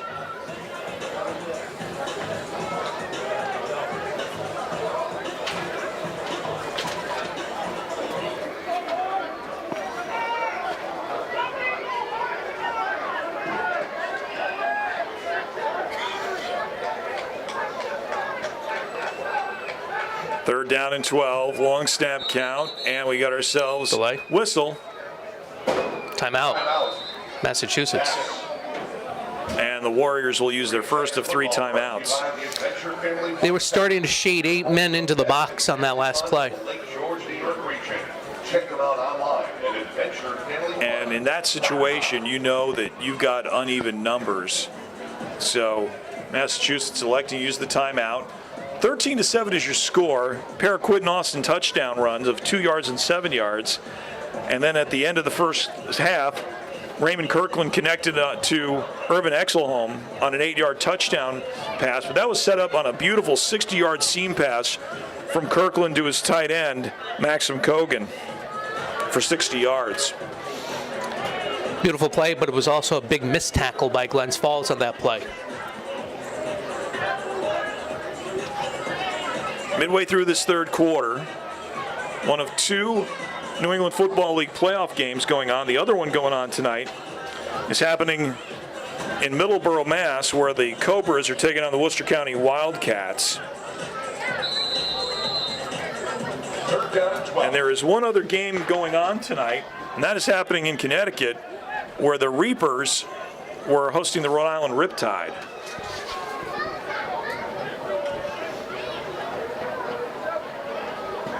So here we go, third down and 12, following the timeout. Condon looks to throw, in trouble, flushed out of the pocket, throws one up for the end zone. Did he get his foot in? Touchdown! John Hammond on the touchdown. Nice play by John Hammond there. Perfectly thrown ball, too. Right into the corner of the end zone. It wasn't a question if he had possession of the ball or not. It was whether Johnny got his foot in before going out of bounds. Time of the touchdown, 6:33. That was number 12, John Hammond.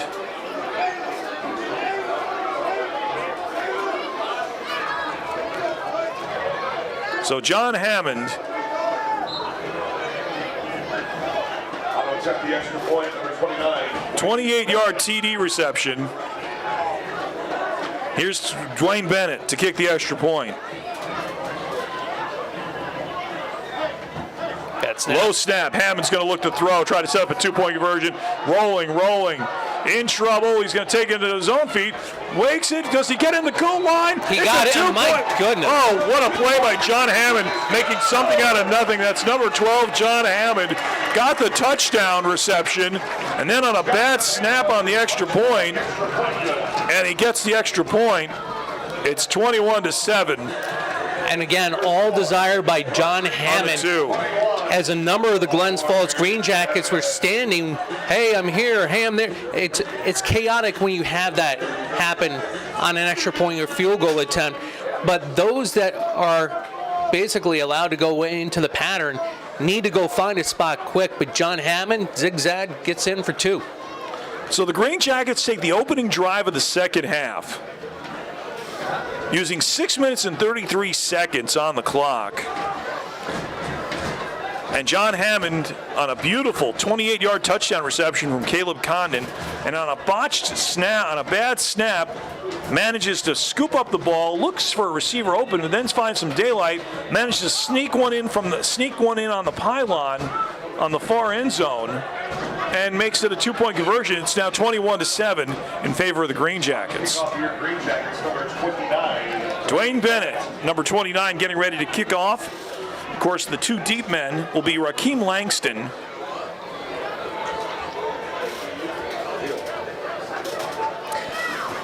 Now, what Massachusetts needs to do is come out and pick up, like Glens Falls just did, what they were able to make work from the first half. Glens Falls, they just got to tighten up on defense and get the pressure on D'Alessandro.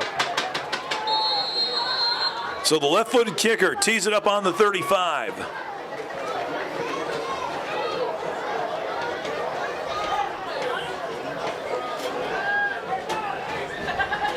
And here's the kick.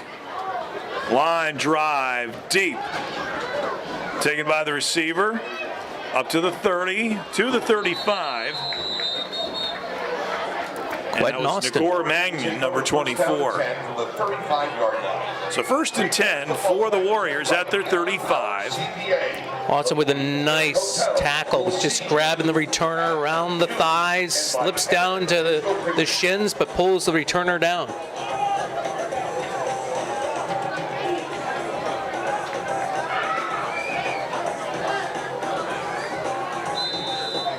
Raymond Kirkland comes out. He's the quarterback. He split time with Joe D'Alessandro. I don't think we've seen D'Alessandro in the game today at all. But in the backfield, we'll have Robert Williams, and we'll have 4 wide receivers set up. And, of course, the tight end is Max Cogan, who had the big play that led to the touchdown for the Warriors. Williams is the man in the backfield with 2 wide receivers split out either side. We've got ourselves some movement, and I think that's going to be false start on the offense. That might have been the guard, James Duyan, Yeah, number 78. 5-yard penalty. 1st and 15. Greenjackets football, of course, presented by the Shirt Factory and the Chase Sports Complex. So it'll be 1st and 15 now for Massachusetts. Absolutely fantastic crowd here for Glens Falls and the Greenjackets tonight. Cooling off, but still a buzz. Can't complain about the weather, especially with 75 degrees and everything like it was today. It's going to stay that way through at least tomorrow. And I think we're going to see a slight cool down into the 60s for Monday before it goes back up into the lower 70s.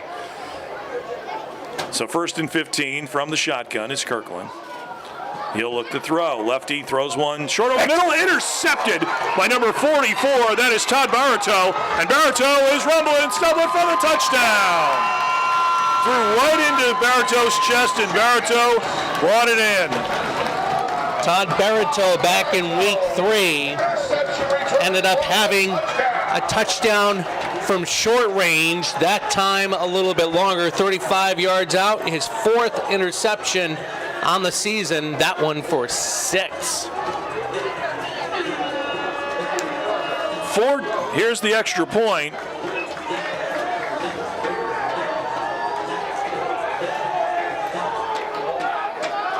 And if you're a Glens Falls fan, you absolutely love that. You come out of the break, you drive it down the field, and then your defense rises to the occasion.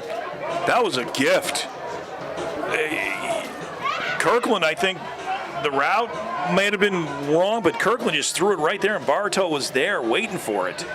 It's hard there was coming off. nobody in the area. Sorry about that. No, all good. Here's the kick. It is up. Nope. And They did get it in. It is up and the kick is good. if there is yellow, there's got to be yellow on that football because that thing barely made it over the crossbar. It's a line drive coming back at the pitcher. Oh, did you see that last night in the Yankees and the Pirates game? No, I didn't catch it. Oh, you don't want to see that, man. Like a Yankee pitcher took one. You talk about line drives? Mm-hmm. Right above the temple. Ouch. Yeah, it was not pretty last night. So just like that, a minute 17 after the touchdown by Hammond, Todd Baratow, 35-yard interception return for a score. The kick is good. It's now 28-7.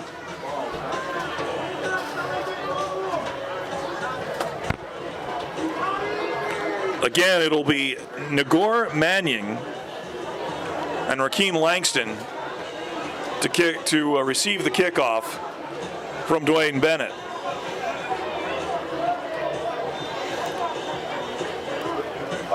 Now this is where Glens Falls now can turn up the pressure.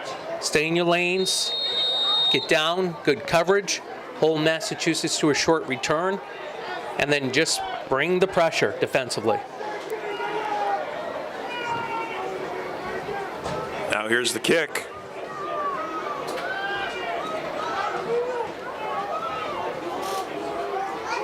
Bennett, this is going to be a bouncer off the turf to Magnon at the 30. 35, 40, 45, 50, 40, 35, inside the 25, still on his feet, and he's tackled at the 17-yard line. What a return by Nagor Magnon. And we got a late flag. 3 late flags. Let's see. And this is where you're going to see, looking back at game film, arm tackles, the little nudge doesn't work. Just focus on, and it comes down to form tackling.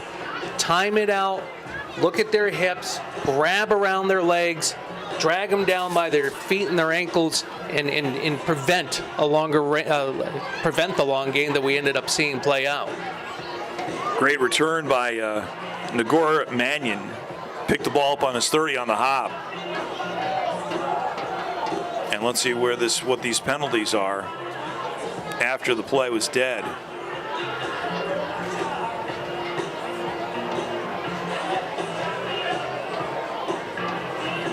And it's a personal foul on either side after the offsetting penalty. So it'll be 1st and 10 for the Warriors, looking to get back into this after giving up 14 points. First on the opening kickoff of the second half, and then on an interception return by Todd Bartow. And it'll be 1st and 10 for the Warriors from the Green Jackets 16.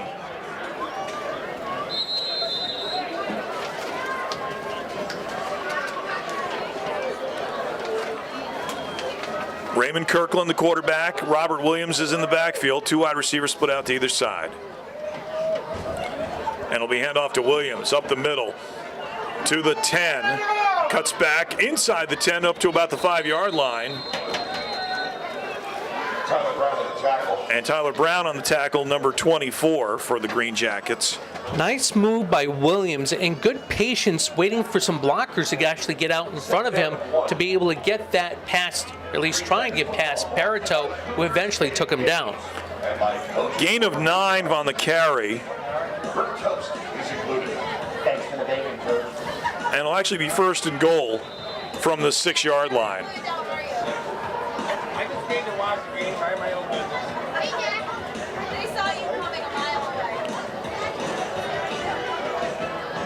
away. Again, you've got receivers split out, 2 to either side.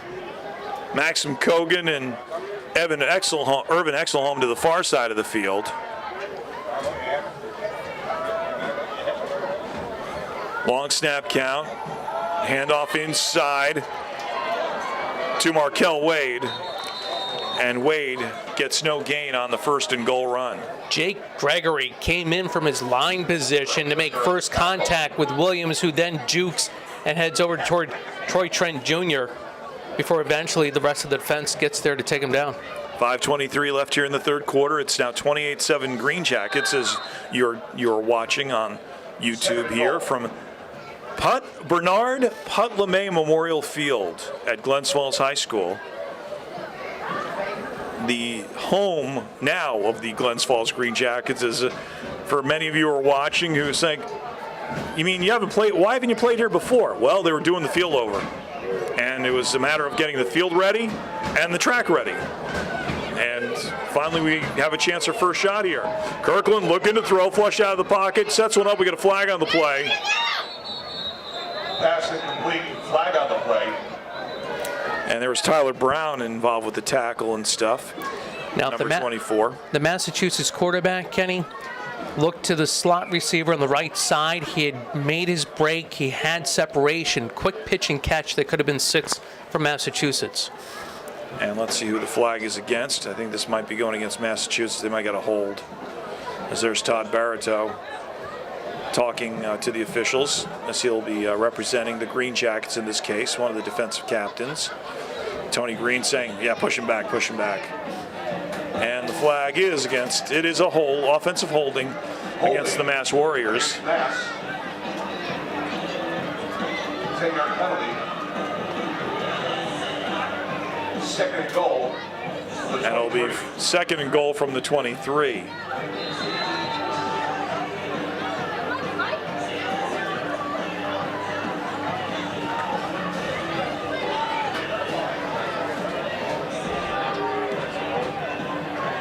Raymond Kirkland, Robert Williams Jr. are in the backfield. Kirkland is the quarterback. Kirkland's got time, looking to throw, looking for the end zone. Intercepted! And let's see who's got this one. I believe that's Tyler Pickering on the intercept, and he's still on his feet. I thought he was tackled. He's going. On. Oh, man, 20, 10, touchdown. Wow, what a run. I believe that was. Let's see here. Hold on, I got a whistle. I thought he was stopped, but he kept running. Brandon Fish with the pick. Perfect position and a bad read by Kirkland. That was number 18, by the way, Brandon Fish on the interception. Let's see where this one's coming back. Did he step out of bounds or was he stopped? Brandon Fish on the interception. And now the officials will discuss where this ball is going to be spotted. What a pick.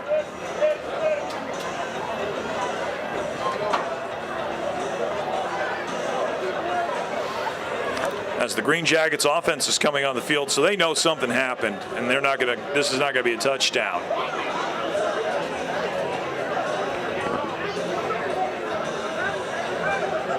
Tony Green Jr., I believe one of the captains, still on the field, wants to know what the officials are chatting about and ultimately going to decide. There's Terrence Navarez, by the way, who's representing the Warriors. So now we will get the explanation. Let's see what it is.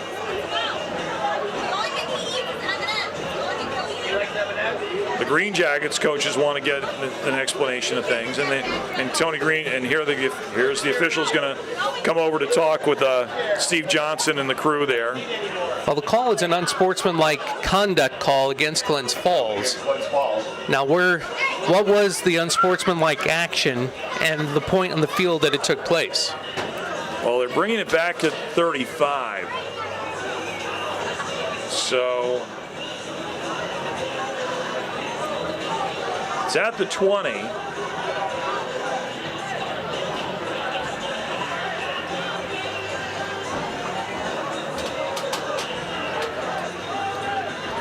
As they're explaining to the Green Jackets coaches, Steve Johnson, Tony Green Sr. Green Jackets take over after the interception at the 20-yard line. First down. So what would have been an amazing pick six by Brandon Fish ends up being 1st and 10 for the Green Jackets at the 20-yard line with 3:50 left here in this third quarter, leading 28-7. Go to work on your running game and just grind down on the clock. Condon, handoff inside to Quentin Austin. Austin breaks some tackles, passes the 30 to the 35, out to the 37, 17 yards and a first round. 21, that's number 21, Quentin Austin on the carry. You could have practically driven a van through that opening on the line of scrimmage. Beautiful blocking between the center and the left guard, springing Quentin right through. And now we Big got game. ourselves a timeout as a player on the Warriors are down. And we got a timeout on the field for injury. And now the training staff will come out from the Green Jackets crew. And the coaches from the Mass Warriors. If you missed it earlier, the Mass Warrior head coach was tossed. It was a weird sequence of plays that led to it, that eventually what caused the ejection was an offensive face mask, which was a 5-yard penalty.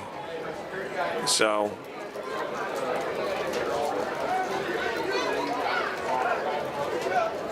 now they're working on the player for, and it looks like it's number 44. That's James Chin Lee for the Warriors being attended to. Paging the Water Boys. Paging Water Boys. As they're working on the player from Mass Warriors at about the 33-yard line. So it's a 17-yard carry for number 21, Quentin Austin, who's got 2 of the touchdowns for the Green Jackets. Trying to see if I can chase down a score from the other game, and I can't right now. Have your attention, please, if you lost your cell phone. All right, reach into your pocket right now. See if you lost your cell phone. If you lost your cell phone, please report to the press box. Please report to the Berkshire Bank press box. Now the Berkshire Bank phone center. Thank you. Danny Miner having more fun. He's got his A game on tonight. You think he's good doing this? For those people who are watching on YouTube, if you've never, wait till you, if you're a hockey fan, come to the Cool and Sugar Inn. He has a blast. Oh, yeah. Cool insuring. Yes, because guess what? We're all waiting for a Queensbury Hotel. Icing. Yes. I've known Dan for 35 years, and some of the ones, Dan has been the public address announcer, one of two main public address announcers at the Cool and Sugar Arena since the building opened back in the late 70s, and Dan's number two, and some of the great things he's come out with. One of my favorite one was during the Ice Hawks Frostbite years. There was the pucks that were sponsored by Aqua Science, the water treatment people. So yeah, Dan's got his A. When Dan Miner's got his A game on, he's he's unbeatable. You know who took me by complete surprise doing the PA during the Girls State Championships last November? Who? And I had to do a double take because I'm like, wow, great voice. Yeah. I'm like, no, it can't be. The head girls volleyball coach at Queensbury, Tim Carey, Really? did a fantastic job. Oh, we've got some great PA announcers here, especially for high schools. You know, sometimes you get the teachers coming out. Like I know I reached out to a couple of high schools. Hey, you need a PA announcer? Because I'm not calling games. I haven't heard. None of them were like, we don't need you. I'm like, really? I can do this. Absolutely. Yeah. In your sleep. Right. Now here's a handoff to Quentin Austin, number 21. Breaks, go. Oh, my God. 45, 40, 35, 30, stiff arms, and a late flag. There's a flag on the play. And he engaged with number 25, Marquise Harmon. Let's see what the flag is. This got to be something with face masks because they were getting close. You know, that to me, that's like a hockey ticky-tack play because Wave it they're off. picking up the good because that's just two good engagements. That's another long run by number 21, Quentin Austin. That's just great engagement between the defender and the running back. In this case, number 21, Quentin Austin. Absolutely. I know one thing we've been trying so hard, and that is giving the numbers so that when you're watching on TV, that they can flash the player up on the screen. We are not very good at this. We're radio guy. We're both radio play-by-play guys. So, giving numbers. Well, from the TV side of things, getting used to doing TV. you don't have a producer over Right. Yeah. Peter's shoulder or a graphics person double And there's also, by the way, a holding penalty against the Greenjackets, so that long run gets brought back. And it was a beautiful opening, too, similar to the previous play that Austin had a large gain on. Yeah, for us, the radio guys, it's like, we don't have to give them numbers and everything, but we're just, as long as we get the names out there, pronounce them right. Yeah, everybody wants to hear their name in a good way. You got it. Especially, I used to love it when doing high school basketball, when the blowout, you'd get all the kids in, and you'd watch it when a kid who never plays much got a chance to score, the place would erupt like crazy. So the penalty brings it back. It's now 1st and 11. Here's Condon looking to throw in the area of Stasinski, and it's incomplete. Similar design, Condon pulled it back, and with the pressure coming at his face, reverts course, and at least got the ball in the vicinity of Stasinski. And you know what? Let's circle the wagons and play second down. I know that doing high school basketball, there was nothing better, and you did a couple of games. You know what it's like when they clear the benches out, and the kids who didn't play a lot, who were varsity players, didn't get a chance to play, touch the ball, and if one guy hadn't scored, they were begging to somebody to foul or somebody to get him the ball to shoot at least. And if he scored, the place would go nuts. There were these games where you'd watch, and I had the pleasure of watching Jimmer Fredette, Joe Girard III, and many other talented ball players. They'd get their 40, people would be clapping, going nuts. But the kid who got 2, who came off the bench at the end of the game, place would go equally as nuts. Condon looking to throw. Sets one up in the middle, a little bit high for Stasinski and Austin, who were in the area. They were both in double coverage, so it'll bring up a 3rd down with 1:05 left here.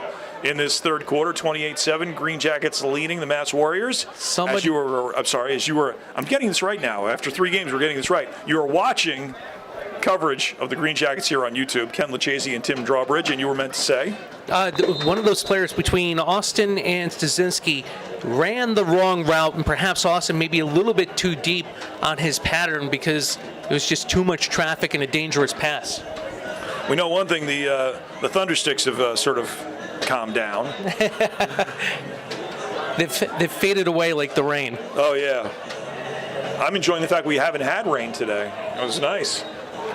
Considering what it's been the last couple 2 home games. Oh, yeah. Get these nice little drizzles, and all of a sudden, slowly coming over from the Little League complex on Eastfield, the downpours occurred. It's like a blast of the fire hydrant. You got it. Condon looking to throw. Oh, my! Too much, almost intercepted. In the area was number 31 for the Warriors. That was Richard Maloro who had a hand on it, and we're at the end of the third quarter. And now we're getting what? Now we're watching the guys shooting T-shirts. So we've made it through the end of 3, Tim. 14 points in a period of just over a minute. First, they take the opening kickoff. Goes 6 minutes and 33 seconds. John Hammond on a beautiful thrown ball by Caleb Condon. 28-yard touchdown reception there. And then next drive, first play, Kirkland, the quarterback, threw it right in the hands of Todd Baritow, and Baritow went 35 yards to the house on a pick 6. Beautiful drive offensively. Some issues regarding penalties, but again, you got to love the way Glens Falls came out of the break on that drive, picking up where they left off from the first half.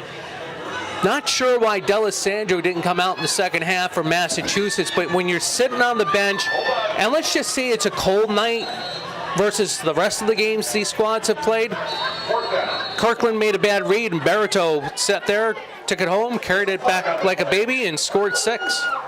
And we got a flag on the play on the punt.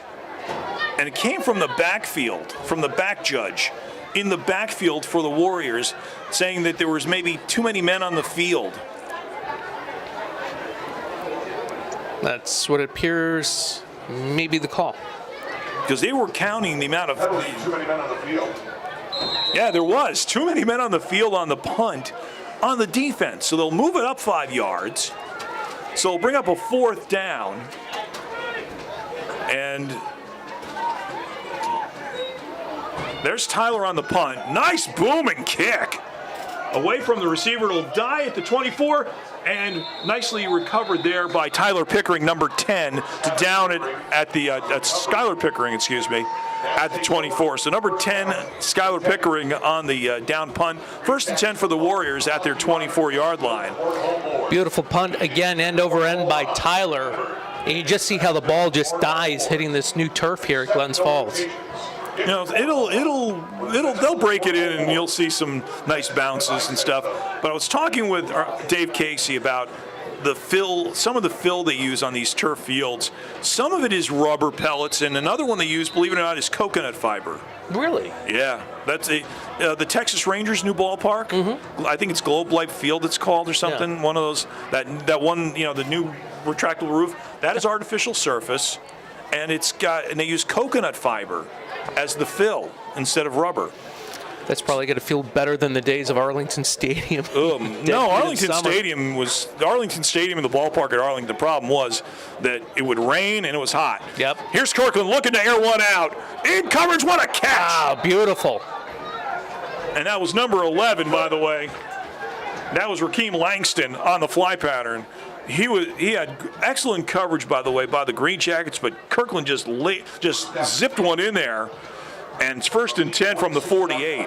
So great catch, and we've seen a couple of big plays like that by the Warriors in this game. Of course, the one that set up their lone touchdown came on a 60-yard seam pattern to the tight end Max Kogan. This one, though, goes to Rakeem Langston. And it's 1st and 10 from the Green Jackets 47. If I'm Massachusetts, I keep going to the pass here. You have to, and almost think basically 2-minute mode. You want to get a score here early on. Langston again looks to throw. This time finds Irvin Exelholm to the 40, 35, and got a couple of Green Jackets tacklers on him.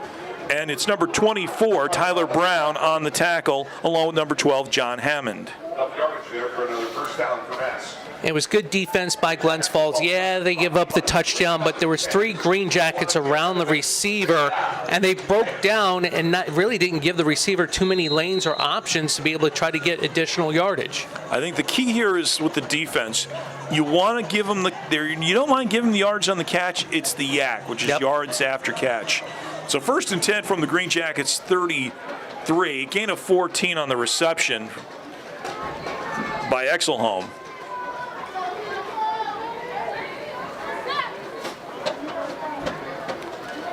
Kirkland looks to throw. Tried to set up a screen pass for either Markel Wade. Pressure. That'll bring the second down to 10. 2nd and 10. That's where the quarterback's got to take a little zip off the ball, or Wade's got to be moving and getting a little bit more distance away from the backfield. And Wade comes out on a substitution.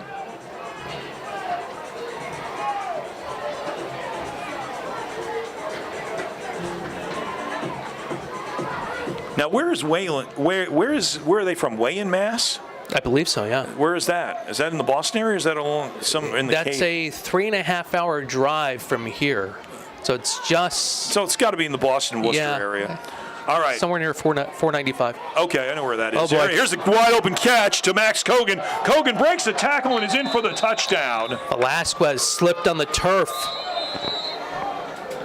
Max Kogan on the reception for the touchdown. And time of the touchdown, by the way, is 3:18. So Kogan with a 60-yard reception and now a touchdown reception for 33 yards, and it's 28-13. Yeah, Velasquez slipped on the turf. Then I believe also it was Caden Ogilvy who could have had an opportunity to take the receiver down, and obviously we know the result. Harmon will attempt the extra point.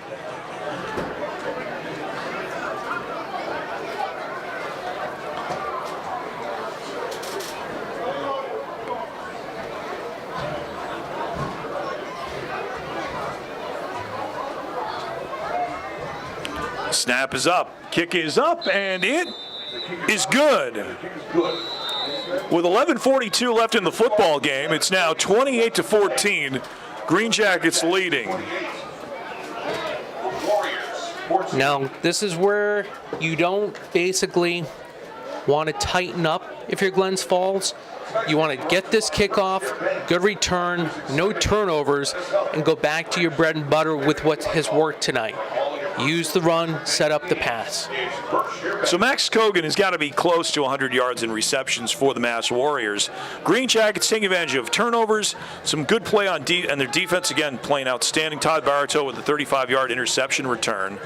And another solid running performance by Quentin Austin and James Prastio.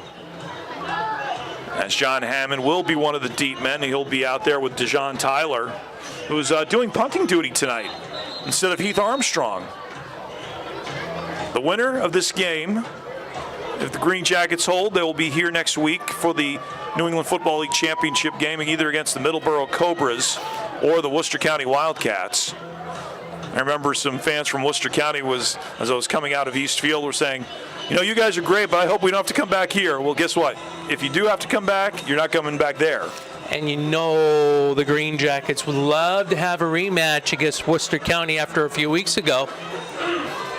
Yeah, that was a tough loss. Worcester County did a great job of, especially on the line of scrimmage, winning the battle in the trenches. Now here's the kick. And we're going to have a whistle on the play, as it was a squib kick, and I believe that was going to be Markel Wade or Chris Deshaun Brown kicking it off. So what are they going to do? They're going to do it over again. So clearly Massachusetts now has tipped off what they're going to do. So the Green Jackets, Dzinski's up at the 45, stepping back. got some. There was no folks- penalty, but I think what it is was that he kicked the ball before the whistle blew. So we're doing it over. Barrett Toe's up there. Thomas is up there. Some hands up at the 40.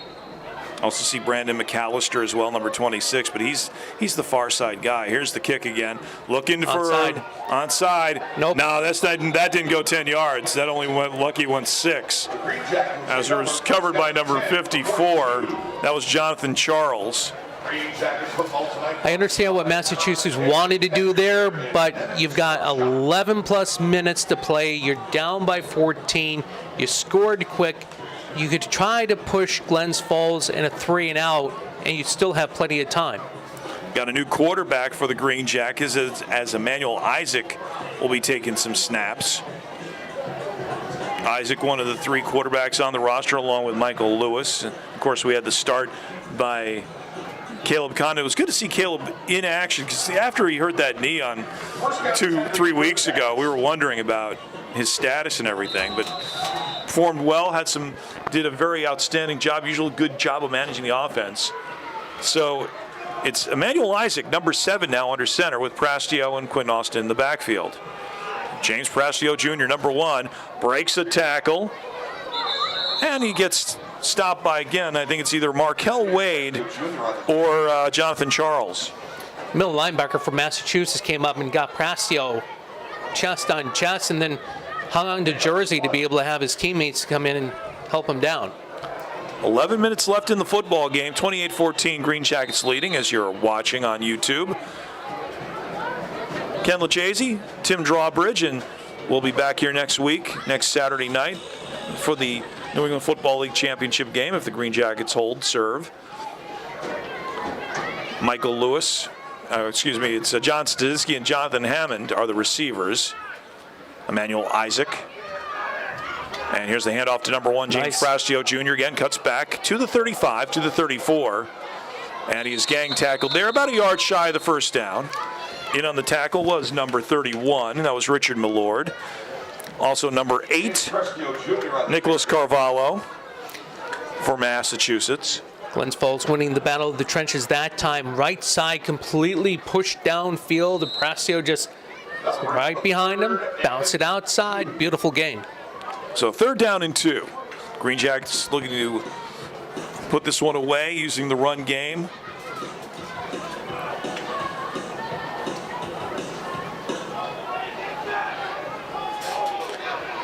As Emmanuel Isaac from a pistol formation. And a handoff to number 21, Quentin Austin. Cuts back, gets the first down. So it's 21, Quentin Austin on the carry. Inside the 30 to the 29. And give him a gain of 5 and a first down. Austin initially looked to want to get that outside, but saw the hole open and quickly reverted his course and pushed upfield for the first down. So make it 1st and 10 from the 28. As Emmanuel went to the side, gets his Isaac. They say his name. It's Emmanuel Isaac. Isaac goes to the side, gets the play from Paul Pickering, his offensive coordinator. As the Greenjackets look to take the air out of the football, running it on a short field. Following the onside kick, here's Stasinski coming in motion. And inside handoff to number 21, Quentin Austin. Beautiful. Austin looking for his 3rd touchdown of the game. Gets it to the 15 and enough for another first down. Minix pulling out in front of Austin, just led the way, beautiful hole. And then here's Austin right behind Minix, and all Minix did was basically shield Austin and allowed him to be able to get to the 2nd level. So 1st and 10 from the 16. With 8 minutes, 27 seconds left in the football game, it's a 28-14 lead for the Glens Falls Greenjackets here on YouTube tonight. Hammond and Stasinski are the receivers, split out to either side. Emmanuel Isaac, the quarterback, after Caleb Condon played 3.5 quarters. And now here's the handoff to number 1, James Prastio Jr. Prastio up the middle of the line, fighting his way to about the 11-yard line, gave him a game of 5. Anytime you're getting 5 yards on first down on a running play, sets you up for success second and third down. Now, you being a meteorologist, I remember the worst weather day game I ever saw here. Section 2 playoff game, Glens Falls and Glens Falls and Hudson Falls in a cold monsoon. Those are the worst. And they set it up, and it was windy too. What they did was to try to protect the players. They took the soccer goals, covered them in plastic, really good, that good thick plastic you use on your for greenhouses and stuff. We'll finish the story after the play. Hand off again to number 1, James Prastio Jr. Inside the 10, still going to the 5, still going, still on his scores, and he is in for the touchdown.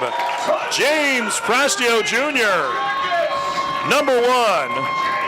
Time of the touchdown, I'll say it 7 yards. I'll say we'll make it the 8-minute mark because the clock is moving. I think with a little bit of an assist from one of the linemen to be able to pull him away from the one Warrior tackler. And Prastio, he never gives up moving his feet, short, choppy steps, and that's what I love about Prastio. He's quick, he's slick, but he always keeps those feet moving. We'll give him an 11-yard touchdown run on that. And Dwayne Bennett, number 29, to attempt the extra point. That's coming in late is Rashad Colson. Make sure they have at least 11 guys on the field. John Hammond is the holder, number 12.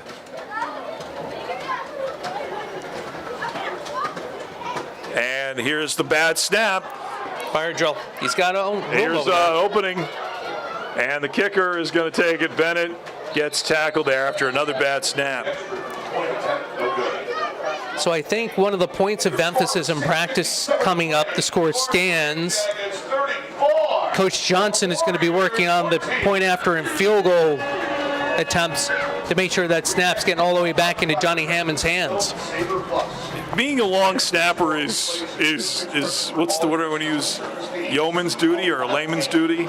You're an unsung hero, but if you end up botching up a snap on a very important play, everybody knows your name. So yes, it's like being an official. You don't want to be, unless you only want to be mentioned when you do something. You only get mentioned when you do something bad.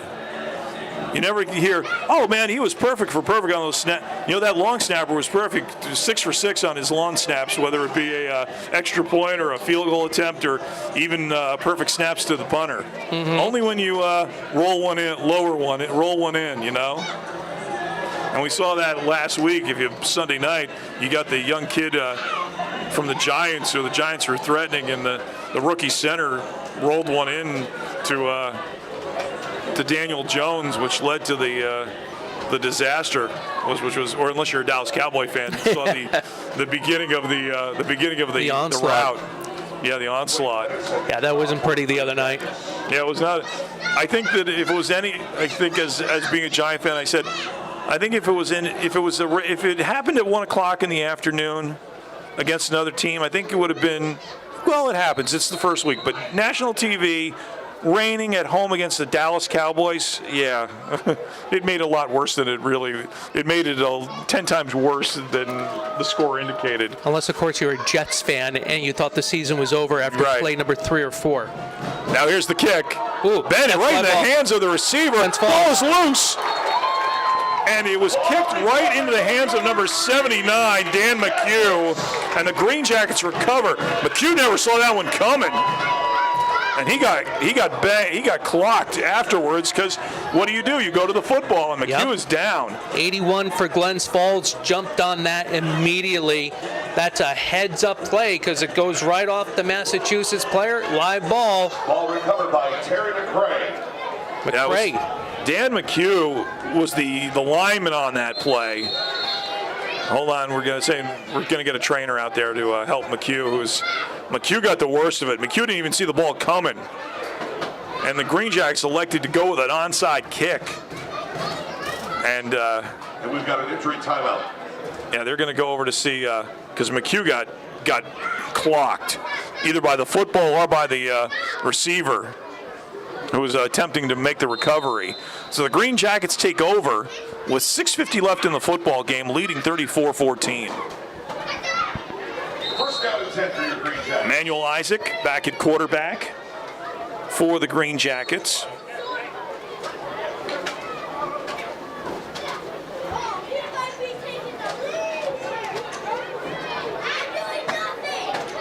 The first football game played here on the new turf field at Putnam Field.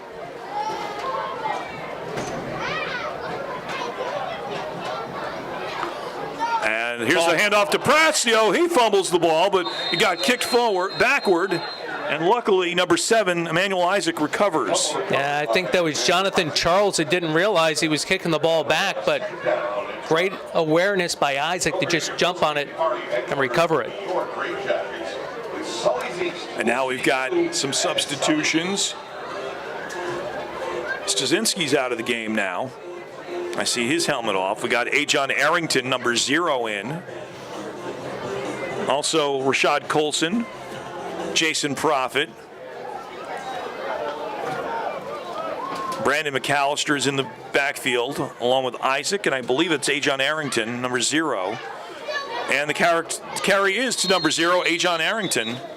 He's tackled by number 9. That's Chris Deshaun Brown. It's good for the bench to be able to clear a bit and get the players on the field, because as you move deeper into the playoffs, an injury occurs, especially at this level of ball, and having a number of two-way players, you have to be able to be next man up and ready to go.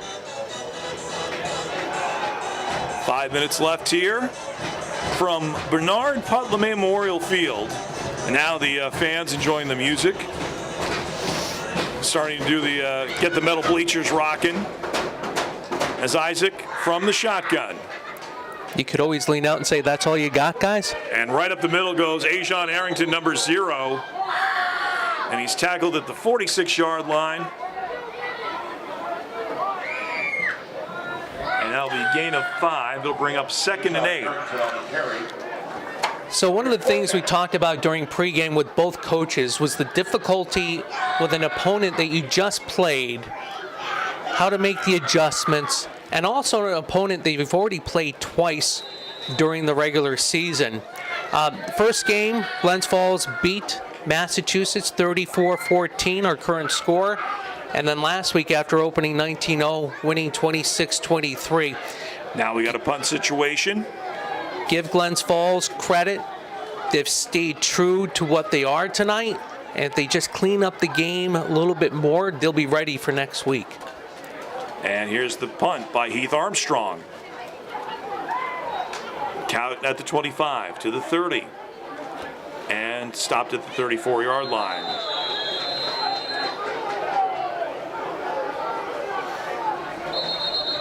Eric France saying something to a couple of people. He was engaged with one of the players for Massachusetts. As some of the the trash talking continues. Michael Lewis, by the way, was the long snapper. I'm saying, he's one of your quarterbacks. What is he doing snapping the football from center? He was doing that a couple of weeks ago. Yeah. So 1st and 10 now for the Mass Warriors, as we got some more players coming in. So as we look at the prospective opponents for next week, one of the losses that Glens Falls had was to Middleborough back on July 22nd. That was 7-6. Yeah, that was in Middleborough, Mass. And of course, they lost to Worcester County, the game we did a couple of weeks ago. Yeah, that was 12-0. Back on the 12th of August, beating Middleborough, that was Glens Falls by a score of 13-0. And we got ourselves a timeout on the field. Green Jackets using the timeout because they didn't have everybody set. James Pratio is now playing in defense. He's at middle linebacker. I just saw him go into the game as a defender. There's Sean Velasquez. And they'll bring in number 5 for the Green Jackets instead.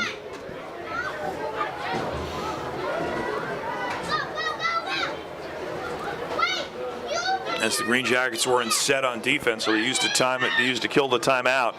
3:30 left in the football game. It's 34-14 as you're watching this game on YouTube tonight.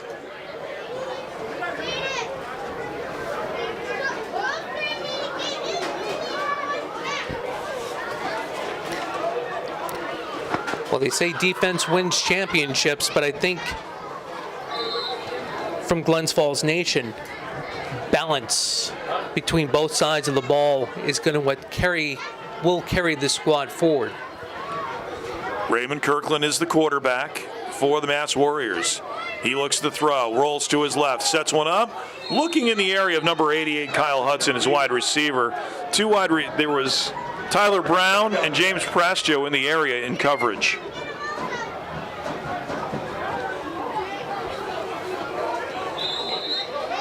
Here we are in a moving clock with 3 minutes left to go. About 2 minutes, we'll have the 2-minute stoppage, and then it'll stop like normal football does. This is something they're doing in college now, which a lot of coaches don't like, the fact that after first downs they're not stopping the clock. And there's some of the coaches have been saying, look, we're not getting as many plays in. I'm like, yeah, so that's what they do in the pros. Exactly. You know, they're talking about the amount of possessions during a game. They said, well, in the past we were getting maybe 14. Now we're at 9 possessions. It happens. That means you got to be much more efficient offensively. Right. So 2nd and 10 for the Warriors. And here's Kirkland, fakes the throw, looking one, bounces one, screen pass in the area of Rakeem Langston. Owen Montefray, great pressure on the Massachusetts quarterback. As we're getting to that 2-minute part, and the Greenjackets trainers coming back from the other side of the field after attending to Dan McHugh. McHugh took the worst of it on an onside kick after the Greenjackets' 5th touchdown. And we've got the 2-minute timeout here. That is your 2-minute warning. Ladies and gentlemen, we hope to see you here next Saturday night. The championship game in the New England Football League will be played here next Saturday night, 7 o'clock, with the York Glens Falls Greenjackets.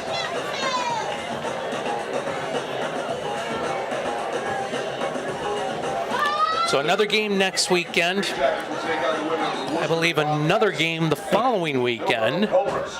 Is there another game after this? I thought there was at least one more on the schedule. Right. Looking at the NFL website this afternoon for the weekend of the 30th and October 1st. Right. Ugh. I know the next weekend I'm doing other stuff. I'm gonna be gassed on next Saturday by the time I do this game, because of course I do my radio show on the morning, and then I'm going up to North Creek for a remote. And then I'll be doing a game on, like Dan Miner says, it's part of the job, man. Well, between my family and my girlfriend's family, Yes. a ton of September birthdays, and her birthday with my parents all coincide around the weekend next weekend. And by the way, another catch is completed. That's Max Kogan, who is definitely over 100 yards receiving, as that was Kirkland flushed out of the play. Complete to the 48-yard line as we're in a minute 43. So, yeah, it's a great time of year. Sadly, I wish it's getting, you know what, I'm enjoying the fall. I love the fall and everything, but I've kind of like getting used to driving home and it's nice and sunny. Yeah, absolutely. You know, I know the days are getting shorter and everything, but can't you just leave it go, let it go for a little while longer? First down. So 1st and 10 from the Warrior 47. It's 34-14, a minute 13 left. Kirkland again looking to throw. Got a wide receiver open at the 37-yard line. And that is complete to number 7. And that is Ivan Garand. And we got ourselves whistle as they will. Timeout on the field. We've got a player down for the Greenjackets. Ivan Garand on the reception with a minute 2 left here. Of course, they'll stop the clock for the first down. And the player is getting off a little bit banged up. Might have tweaked an ankle on that new turf and everything. I know Massachusetts will have the long drive home. They'll second guess a few things from tonight's game, but give them credit. They were able to take advantage of certain things offensively tonight. Their height advantage and chucking the ball around. And that's one thing that Glens Falls defensively is going to have to look at as they match up with opponents now the next couple of weeks and try to avoid giving up all that passing yardage. First and 10 from the Green Jackets 30. Kirkland looking to throw. Into coverage. Almost intercepted by Prastio. But the ball hit the ground. James Prastio almost had a touchdown and a pick in this game. So 53 seconds left. As Prastio now playing some defense.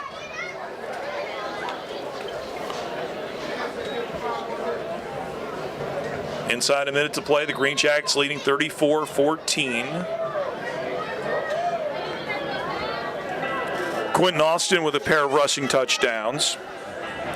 John Hammond with a 28-yard TD reception. James Prastio had an 11-yard touchdown run, and Todd Barito with a 35-yard interception return pick 6.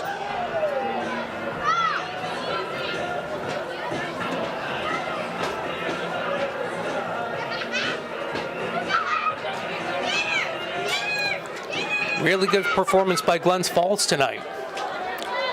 Both sides of the ball. Got to clean up some special teams play too. Empty backfield with the quarterback, Kirkland. Long snap count. Looking to throw. Steps one in. And looking for number 1. That was Jeff. That's the complete pass. Next up. Well, guess what? It was Jeff Jean. They said was wearing number 4. I think Jeff Jean was actually wearing his number 1. They just got Coach Johnson with the Water Bucket Brigade and Coach Pickering too. And it'll bring up a 3rd down and 10, by the way. That was good coverage on the last play by Connor Hermanson, preventing the receiver from making the catch. Even the water bars are squirting each other with water now off the sidelines. So with 37 seconds left to play, it'll be a 3rd and 10 for the Mass Warriors.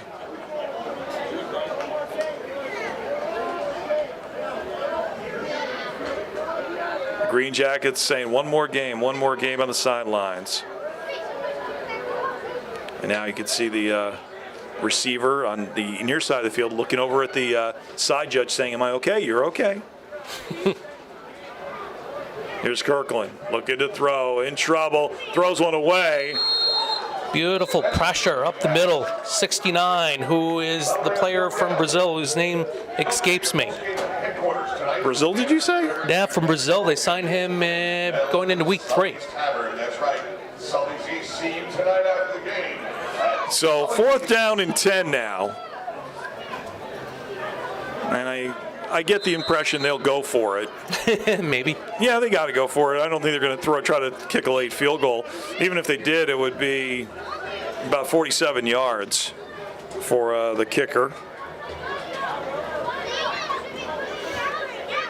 This is where your Glens Falls, you leave your defensive backs about 10 yards, keep everything in front of you. Don't give up the big play and don't give up the late score. You don't want to do that. So 3 receivers to the far side of the field, 2 to the near. And Raymond Kirkland.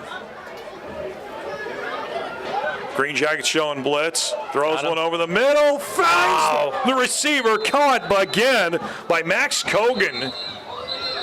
What a fantastic catch. It takes the hit. First down. We have a timeout on the field.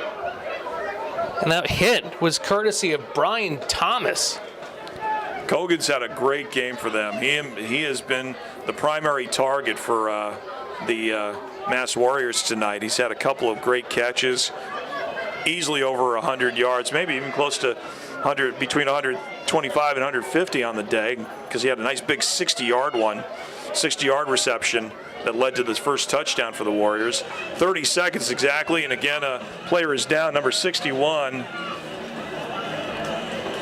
for Massachusetts, as they're bringing one of the trainers over to check out on how he's doing.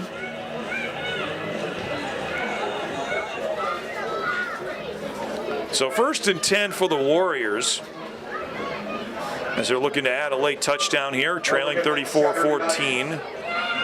Ball's at the 12-yard line of the Green Jackets. Green Jackets will either take on the Middleborough Cobras or the Mass Warrior, or the Worcester County Wildcats, and they split both of those games against those two teams. Here's the snap. Kirkland dodges a bullet, throws one for the end zone, incomplete. Pass incomplete. They're looking for number 7, I believe. That was Ivan Garand in coverage. He also had Hudson in the vicinity, too. 7 o'clock game time next Saturday night. If he got the pass to Hudson, that would have been in for 6. Field at 7 o'clock for the NEFL Championship. I think we heard the opponent will be the Middleborough Cobras. Ooh. Cobras beat the Green Jackets 7-6 at Middleborough. Then on one of the slop nights at East Field, the Green Jackets beat the Cobras. And that was the game where they got off to a 7-0 lead on the strength of a DeJohn Tyler kick return for a touchdown. So 23 seconds left, 2nd and 10.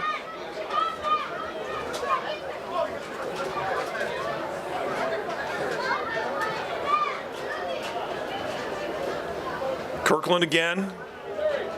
No man, 3 men, no one in the backfield. 3 wide receivers split to the far side, 1, 2 to the near. Kogan is the tight end. He's split out in a slot formation. Kirkland looking to throw. He's going to run, and he'll dodge inside, getting to the goal line to about the 1-yard line. Clock's still running. And let's see, they got to get some. Time is running out. They're not going to be able to get the play. And if I thought the Cobra, they should wait. 2, 1. Nope. Oh, he got that with like 0.3 on the clock. Is there a play still? Looked like he spiked it into the ground, but the referee behind Kirkland. Yeah, I was just wondering what's going on. Is the game over? I'm not saying. Your final score, Now we've got a little extracurricular activity going on, and I know that the stuff happened. It's like it was just crazy, the end of this thing. I thought this clock would stop for the first down, and it should have. And they did spike the ball with tenths of a second left. And the Green Jackets headed to the NEFL Championship game next Saturday night at 7 here at Putnam Field at Glens Falls. Let's hear it for your Green Jackets. So their first year in the NEFL, the Green Jackets get to the championship game. All right, I'm sorry. So I guess the calmer heads have prevailed after things got a little out of hand here. That last play was just like, Great YouTube channel. I thought it would be. You'd have the stoppage of play so they could at least set the ball and get a play off. Yeah. And I figured even then, I thought the Warriors had enough timeouts left. They could make a play and try to score. Well, anyway, this game is over, and your final score happens to be 34-14. And that means we will be back here next Saturday night at 7 o'clock for the championship game, as they'll be taking on the Middleborough Cobras. The teams split, each team winning on their home turf. This will be a different game for the Green Jackets, though, as when they play Middleborough, they'll be playing here instead of East Field. Absolutely. And playing on the turf, asking Coach Johnson before the game tonight, the team loves being on the turf and the new field and the whole ambiance of the lights, breaking it all in tonight, football action-wise. Utilize their speed and just win the battle of the trenches, and they could have success against Middleborough. All right, we're going to put a wraps on here. Thanks to everybody who tuned in on our YouTube channel. Your final score from Glens Falls High School in this New England Football League semifinal matchup. It's the Glens Falls Greenjackets 34 and the Mass Warriors 14. We will be back with you next Saturday night, 7 p.m. for the New England Football League championship game, as the Green Jackets will take on the Middleborough Cobras. For Tim Drawbridge, I'm Ken Leccese. Thanks for watching on YouTube, and you've been watching coverage of the Glens Falls Green Jackets.